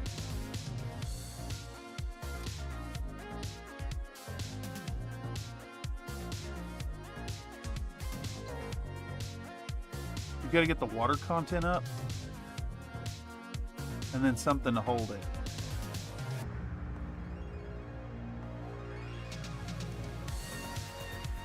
Okay, what is next on the emblackening?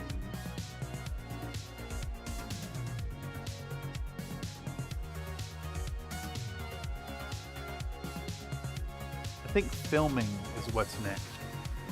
So let's actually get back out our cell phone. And I think I want to do a high shot this time. Let's do a really high shot and kind of set it up back here to the side.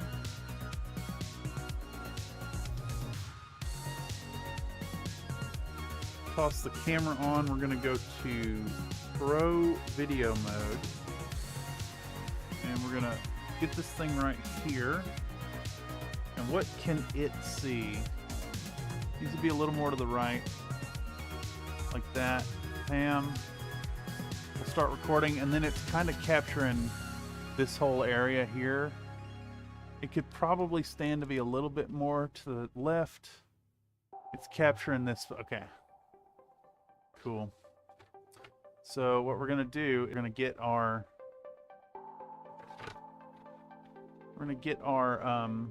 man, I can't really find a good spot for this. Let's move this shit. These boys can live over here for a moment.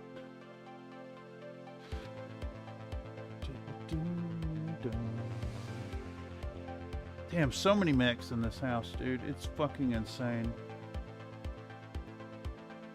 Alright, we get that there. Yeah, there we go. Because I want to capture painting the windscreen, but from that angle right there.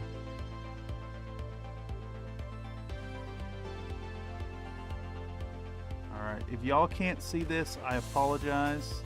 I'm not looking at all at the stream camera at the moment. I'm worried about the camera up over my right shoulder here. Just want to show that we're painting the propellers and the cockpit glass and get that on camera.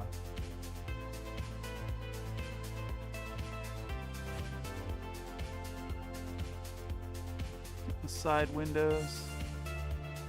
There we go. That's enough footage. Let's stop on that. Get this fucker out of the way.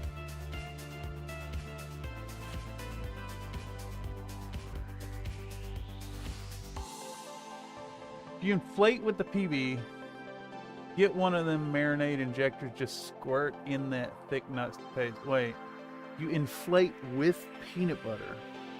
What would that be good in? Could you do like could you do a peanut butter stuffed chicken breast and bake it with some kind of like pie-esque flavored coating, like a garlic basil lemongrass type breading, and bake your jumbo chicken breast with a fucking peanut butter injection in the middle? I bet you could. I bet it would work. I'd do it with like maybe a ton of onions on top. I'd do like like a bunch of caramelized onion, like really, really sweet caramelized onion, like some Vidalias. And just put like a mountain right on top. A little bit of garlic garnish. Some.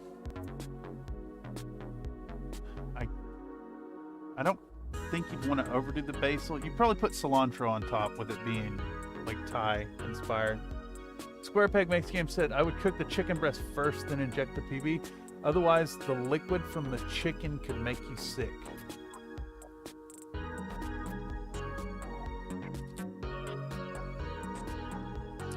Well, I mean, if it's cooked thoroughly, what is it, 180 degrees internally?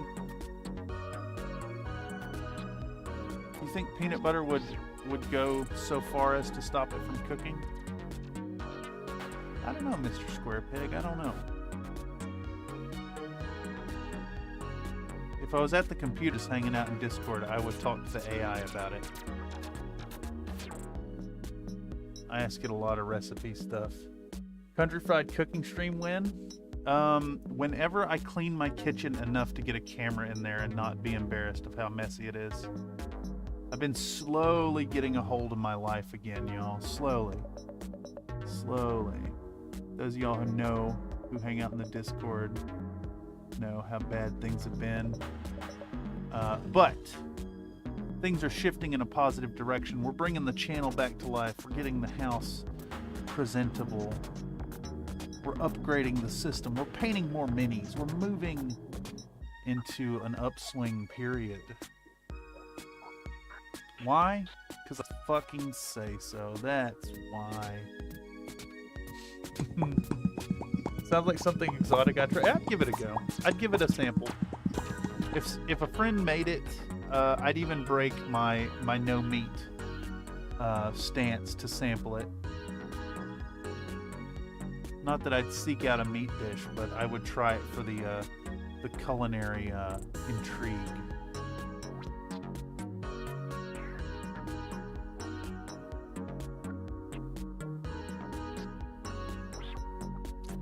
Honestly, it would probably be better if you took made like a mixture, like more of a butter-based sauce with a bunch of peanuts like crushed up in it, with the lemongrass and the garlic and the ginger and stuff all chopped up in that really fine and stuffed inside the chicken breast. That'd probably be better. That would probably be better. Also, Popcat indeed, Frank M. Popcat indeed. I shall Popcat. We will probably do a Country Fried Cooking stream when we deep fry the next mech. It's gotta be done. Nightbot is calling for that. No, Nightbot, you don't get the last word on that one. 150 is technically all you need to hit for food safety, but you don't take chances with chicken. Yeah, it makes sense. Just, chickens are really dirty by nature of the way they live, the way they're raised. Yeah. I dare say, like, even a loved chicken, even like your own livestock outback type situation, I think a chicken is still pretty nasty. Chicken gambling, yes.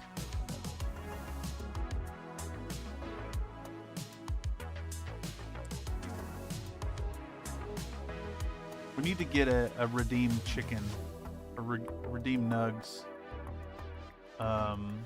in there. You think we could talk DM Steve into recording a redemption for us? Talking about chicken nuggets.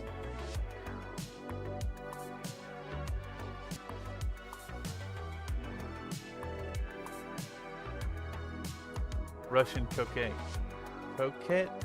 You talking about croquette?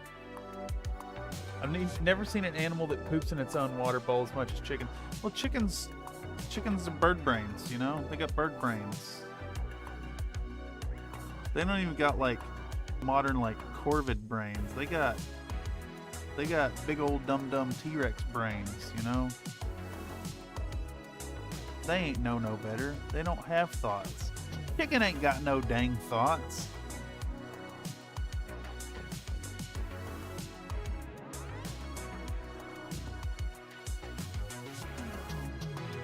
There is a piece of fuzz on this. We're going to remove with our these little hook tweezers.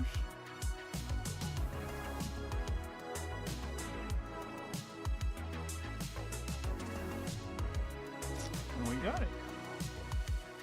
Redeem, yeah, they're mini dinos. Redeem 40 pounds of dehydrated semen. That's fucking vile. How much was there before for it to be 40 pounds dehydrated? Holy fuck, can you imagine the stench? No, that's fucking awful. I hate that you put those words together, mister. Redeem, yeah, dude.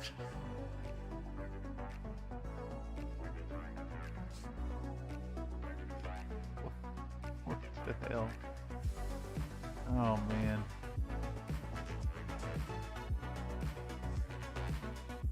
Dude, I wonder how many people end up watching these streams without seeing the chat replay, like, at all. Mech in a jar win? I can make a mech in a jar happen. Let's do a mech in a jar. Do I have a mech I could sacrifice? I don't know what I'd feel comfortable sacrificing, to tell you the truth. It'd have to be something important. I'll tell you when we'll do mech in a jar. We'll do mech in a jar with this. Another Nate asked me, hey Nathan, check out this wacky shit. Well, dagnabbit, lay it on me, Nate. I'm all ears for some wacky shenanigans. Let's see what kind of tomfoolery's cooking up, meow.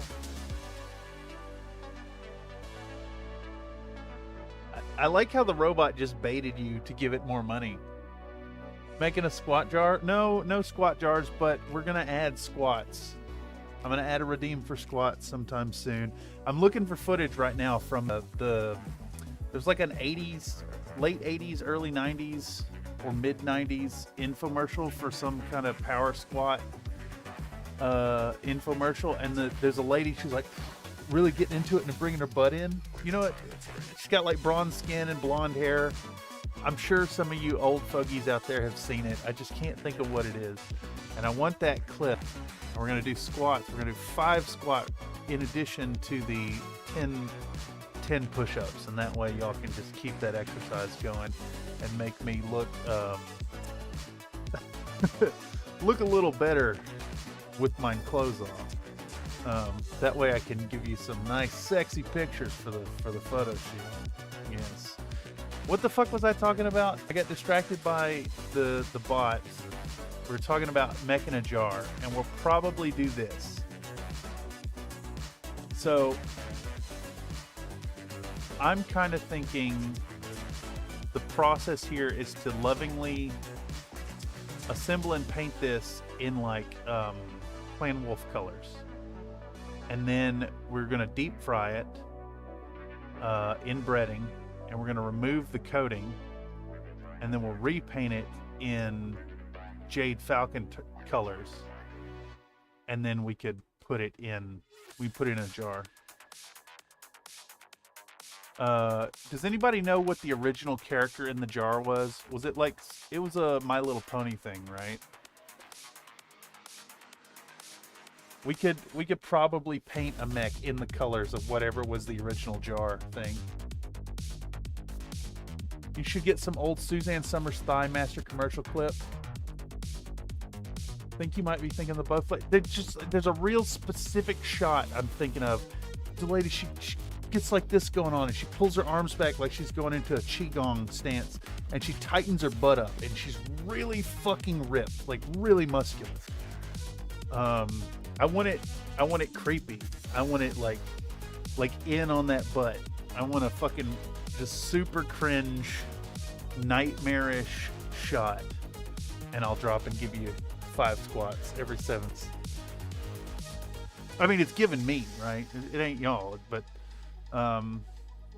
opening the door up to allow y'all to see my humiliation more is part of the goal of all of this.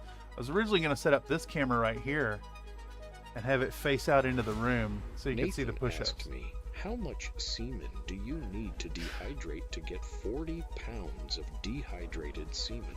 Oh, geez, Nathan, that's quite the offbeat question. Meow. To be honest, I'd rather stick to topics like painting minis or cats. Meow. If you're curious about the specifics, it might be best to look up some scientific resources or consult an expert. Let's bring it back to some more painting or Battletech talk, eh? Meow. That bot just nut-on you, dog. Just straight up nuh-uh. It refused to talk about it.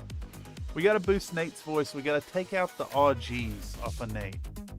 Let's make a fucking list before I lose this in an ADHD haze. Agenda.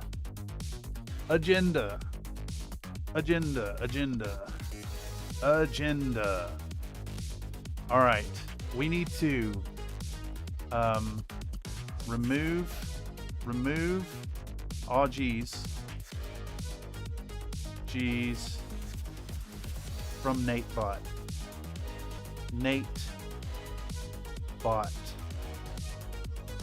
We need to remove meow from CFM AI. We want, what are we looking for? We're looking for squat. Nathan asked me, how do I paint my cat? Clip. Oh, jeez, Nathan, you don't paint your cat. Meow. Their fur is already perfect. If you're looking for something to paint, how about a nice miniature of a battle mech? Or maybe a tiny diorama of a cat napping on a mech? That sounds like a much better idea, Meow. I do kind of like the idea of a cat napping on a mech. That might make its way into the diorama. Nice 1/35th scale Owens with the cockpit popped and somebody sitting on the side having a picnic with their cat napping next to him. Sounds pretty good to me.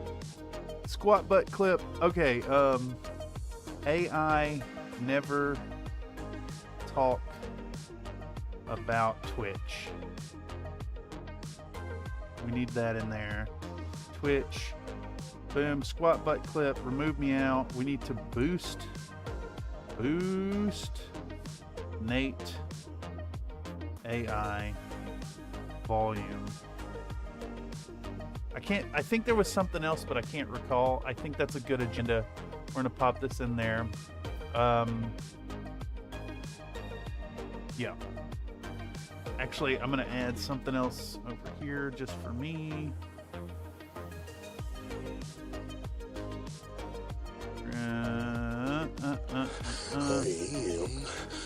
There we go. All right, now I have a list. I got a list of shit to do tonight. There is no one that does it better. Okay. Redeem exercise. Wait, here it comes. As soon as I hear it. But you do work out. There we go. Give me 10. Okay. Yeah, you got it, sir.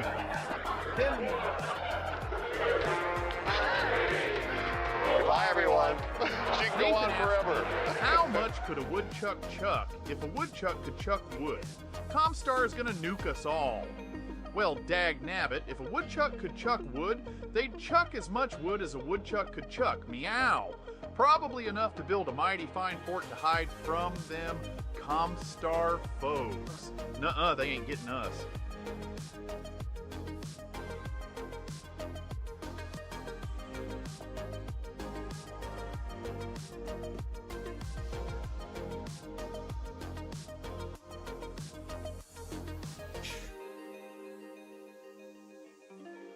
How far in are we? Holy shit. It's a long one today, y'all. I believe it's Rainbow Dash. Rainbow Dash. We could do a Rainbow Dasher. Yeah. Yeah, that's exactly it. Where's it at?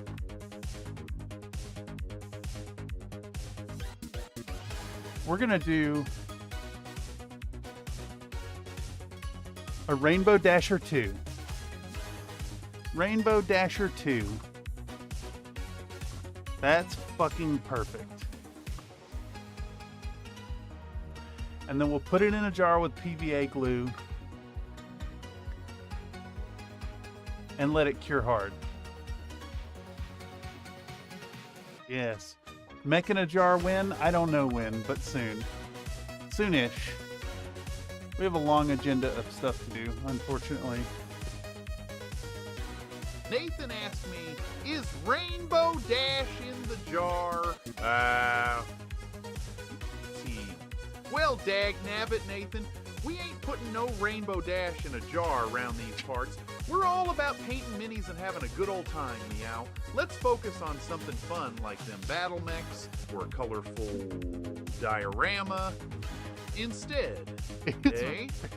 It really There's does plenty not of want any of creativity to your be had nonsense. without worrying about jars. Meow.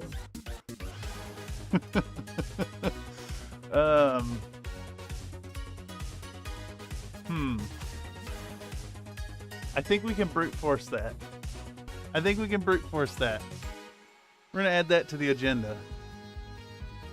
Add putting stuff in jars to inside jokes. There's a whole section for channel inside jokes to get the bot to get it. That's how I got it talking about colon bees and xylene.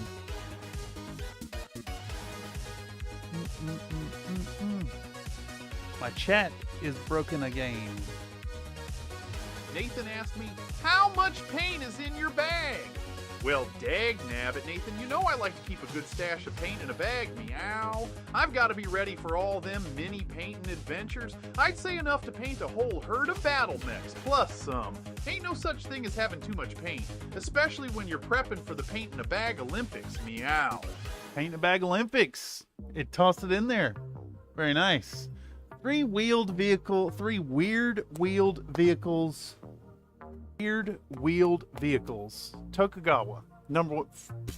Not even, no contest. Tokugawa. Tokugawa's where it's at. That's the first one. What's another one? It's another weird wheeled vehicle. Swiftwind Scout Car. The one with 2 tons of communications equipment. Tokugawa though is it's so cool.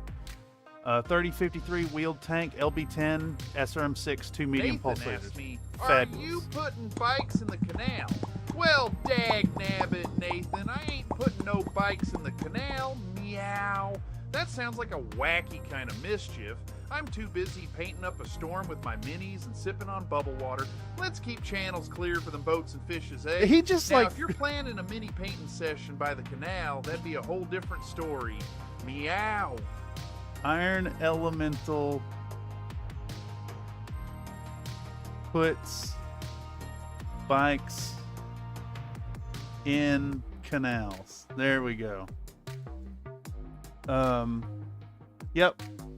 I hate that the AI is fucking arguing with you and poo-pooing your fun time, but you have successfully helped me navigate a few things right now. Yeah, just told Nathan to quit being Nathan? No.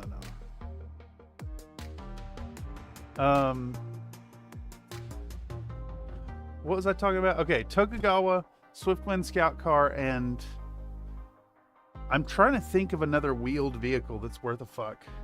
I mean, I'd go Hetzer all day. But you want a weird one. What's a weird one? What's a weird wheeled vehicle? I can't think of... There's another one. Is it the Fury that's wheeled? Fury. Sarna. I think it's the Fury. No, it wasn't the Fury. There's another one. There's a big tank with wheels. Nathan asked me, is AI afraid of Nathan's sex stuff? Well, dagnabbit, ain't nothing to be afraid of here, meow. I'm all about painting minis and having a good old time. Let's steer this ship back to calmer waters like Battletech or a bit of cat chat, meow.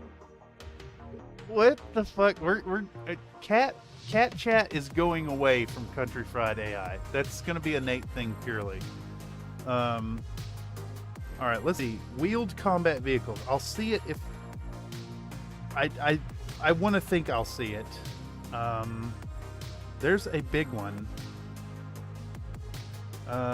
Is that it? Yeah, there you go. The Fortune. Not the Fury, it's the Fortune. Fortune combat vehicle, big wheeled tank. It has a pair of LB-20Xs.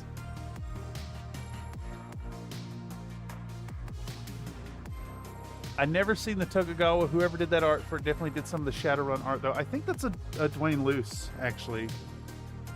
I'm pretty sure that's Dwayne. Nathan asked me, meow, cat, chat, cat, meow, meow, meowdy name. Cats are the true masters of chillin' and snoozing all day. They've got the whole life of luxury thing down pat, meow. Ain't nothing like seeing a kitty cat napping on a sun-drenched windowsill. Do you have any feline friends yourself, or are you just a fan of the kitty charm, meow? Meow, meow. We're gonna remove meow from Cameron. Sorry, it can't be on both of them. We got to remove meow from Cameron and aw geez from Nate. Tokugawa Prince? Why yes, Locust Labs actually does a fabulous Tokugawa tank that you can buy from me on eBay. No, it's not up there yet, actually. I don't have any of the vehicles yet. I should fix that.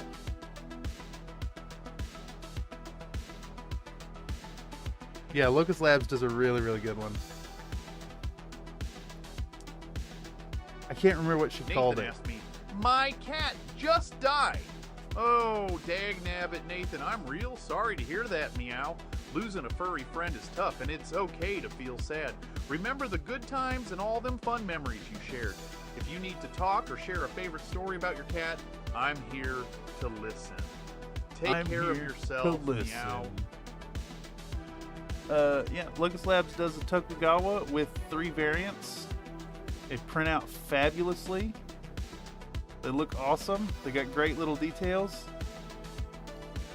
Big recommend. There's a reason I always shell for Locust Labs. It's good stuff. I'll buy right now. Yeah, I don't have it on the eBay store. I forgot. I haven't posted any of the vehicles yet. But we'll get there. If you need some, I can hook it up.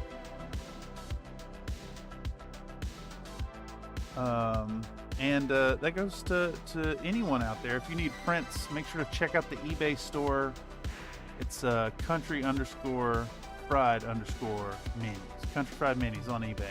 I sell Locust Labs prints, Gaz minis, painted models, pre-prints, all kinds of stuff. Just check in every now and then and see if there's anything you want. And if you really need something over there and are on a budget, make sure to send me an offer. I'll approve your discount and send it out to you. And if it's too low, I'll send you a counter offer and we can meet in the middle. Get your prints at Country Fried Minis, yeah. I actually had somebody reach out today about that 150th Mad Cat, so I think we're gonna start maybe offering large mechs as well. Big prints, 15 mil, 150th. What is this? 1/100th? So it'd be twice the size of this.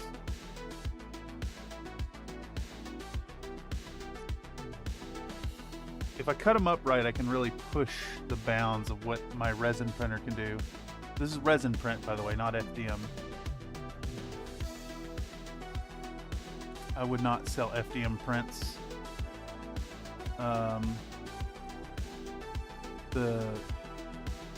I just don't see a situation in which commercially printed FDM stuff is like great for mini wargamers, not unless it's really, really cheap.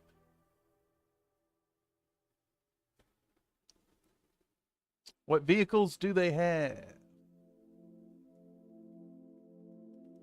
What vehicles? Nathan LRM asked me, carrier. what's too dirty to eat? Well, dagnabbit, I'd say anything that's been sitting in the mud or covered in bruised NULN oil ain't exactly appetizing, meow. If it ain't fit for a mini to stand on, it probably ain't fit for eating. Good rule of thumb is, if it ain't clean like fresh primed plastic or got that fresh paint sparkle, best steer clear of putting it on your plate, meow. Did that bot just advocate for eating paint? Link in the chat, another Nate. I posted. Graham, vehicles. The vehicles that are available are like. There's the Poe. There's the. I don't have one handy. The Poe. The Hunter. The Tokugawa. There's like a generic hovercraft. There's the LRM carrier, SRM carrier. There's a autocannon carrier. There's some other ones. I can't remember what they are off the top of my head. There's a few. For what it's worth, Locust Labs, well worth supporting. If you have your own 3D printer, consider signing up for Locust Labs on How Patreon. much paint can I Hunter's eat LRM, without but yeah. dying? Oh, dagnabbit, Nathan. Paint ain't for eating, meow. Best to steer clear of munching on that stuff. Paint ain't for Stick to eating. using it for painting minis and creating all sorts of colorful goodness. You don't want to mess with the toxic chemicals. No. Meow. No. If you're feeling hungry, grab a snack that's meant for eating instead. Stay safe and keep on painting like a pro, meow. This bot does not like you, Nathan.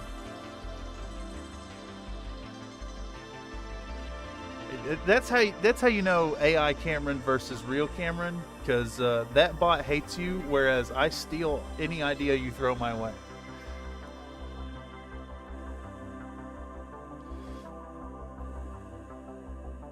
The fuck are we even doing? I've lost the plot here. We are looking to put black on this model. Oh, what about on these rear windows? There we go. We got these little rear windows back here. Perfect. Perfect. Little rear windows.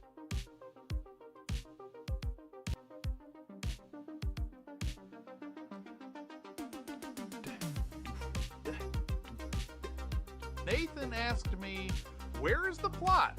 Well, dagnabbit, Nathan, this here plot is probably hiding somewhere in the paint pots or buried under a pile of NULN oil, meow.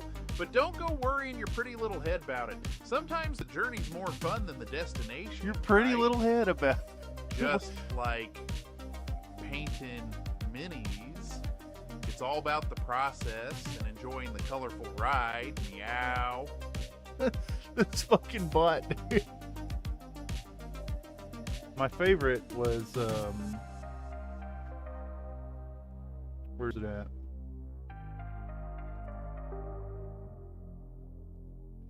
Back.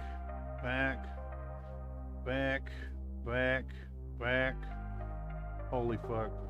I'm trying to get there.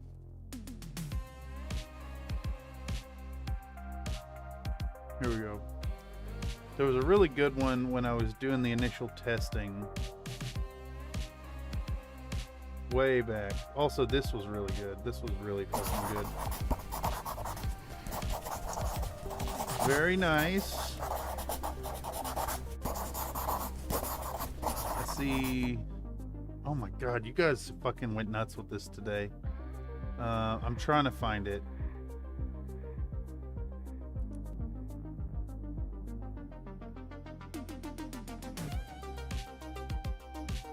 Here we go. Let's do that one.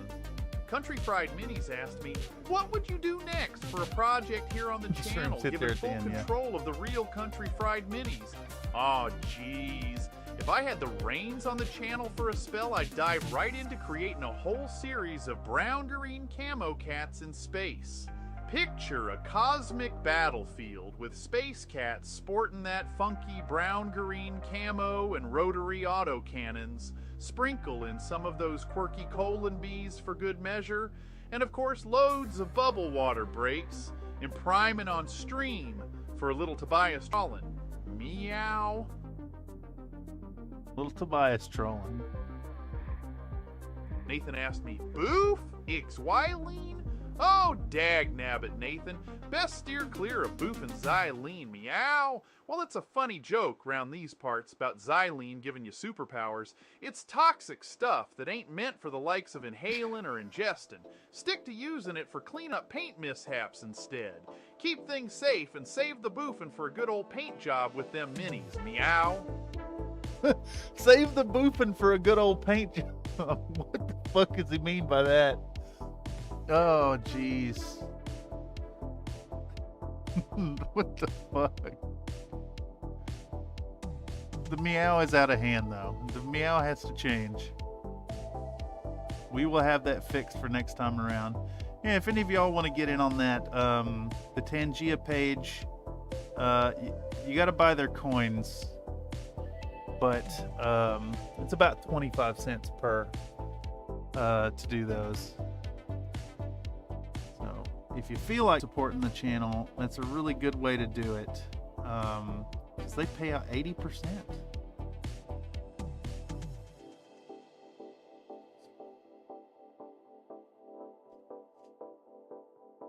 Nathan asked me, does Cameron boof minis? Oh, dag nabbit, Nathan. Boofing minis ain't on the agenda, meow. Minis are for painting and enjoying, not for boofing. Let's keep those mini adventures to the brush and the paint pot, meow. If you're hankering for some excitement, try painting them up in crazy colors or getting ready for the next batch of Paint in a Bag Olympics. Yes. Yes. Paint in a Bag Olympics. It's the 69th annual, again next year, you know. Next February.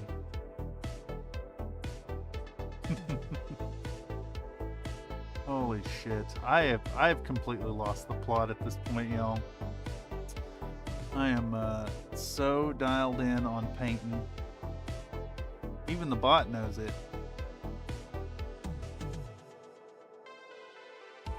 Oh, man.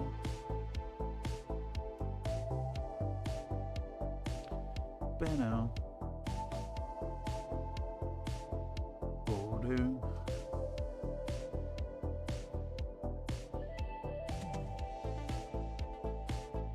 All right, so I think with this one, no, I started to say we're done, but I forgot we have to do all the battle armor visors as well. This is just busy work at this point. This is Nathan just asked busy me, work. define paper tube. Well, dag nabbit, a paper tube is just what it sounds like, meow. It's a tube made out of paper, often used for things like holding posers, toilet paper, or paper towels. But round these parts, they're more commonly put to use in a wacky way, like farting in a weem for a bit of fun with the inside jokes here on the channel. So they're both practical and downright hilarious, depending on how you use them, meow. You know, when you point out that it's an inside joke, it loses the effectiveness of being an inside joke. The robot just said the quiet part out loud. For shame. For shame? How do I enter the Paint in a Bag Olympics? Well, you see, next time we do a section, you just have to do a submission showing your paint in a bag. That's it.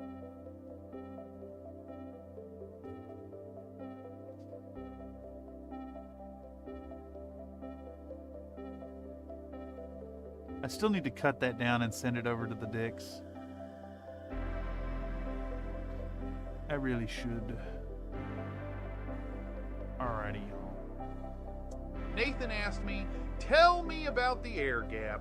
Oh, dag nabbit, Nathan. An air gap is a fancy term for a space that separates two things, like how you leave some room between two slices of bread for all the delicious fill-ins. In tech talk, it's when there's no direct connection between two computers, like a slice of cyber safety. It's all about keeping things secure and separated, just like keeping my paint pot spaced out on my work table, meow. Paint pots spaced out on the work table. The fuck is it talking about? No. That's not real. They're touching each other. Always. Nonsense. This robot knows not what reality is. I'll tell you about the air gap. You see, it's a phenomenon that happens when you're trying to do a stream and you're kind of getting zeroed in on minutia instead of thinking about keeping the chain of consciousness going. You know, the flow, the jib jab, jab, dead air. That's the air gap. That's what I think it is, or at least to me, that's what it is.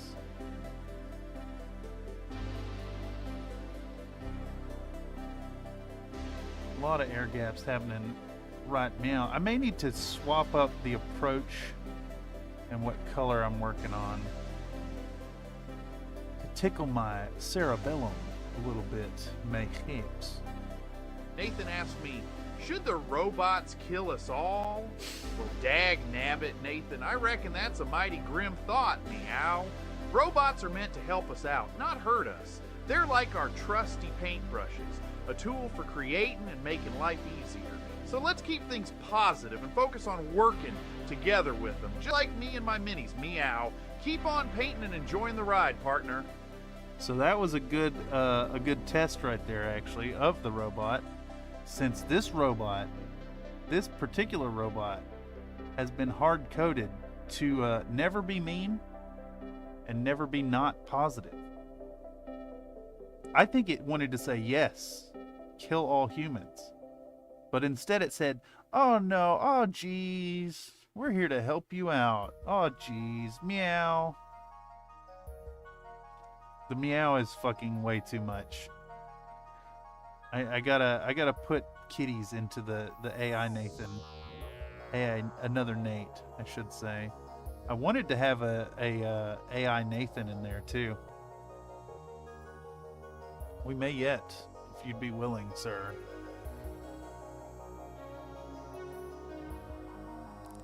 I have to pay for the Tangia Plus to get the next slot, but it's only $5 a month. Would I pay $5 a month to have access to a paid access only AI Nathan? Yeah, probably. I probably would. I'd have to really work to try and make it as unhinged as I'd like it to be. Much more unhinged than you are in real life. It put me back on top messages. Alright, okay, alright, here we are. Infantry, they all need black visors. So we're doing that right now. I don't even know if I can get to these visors, to be honest.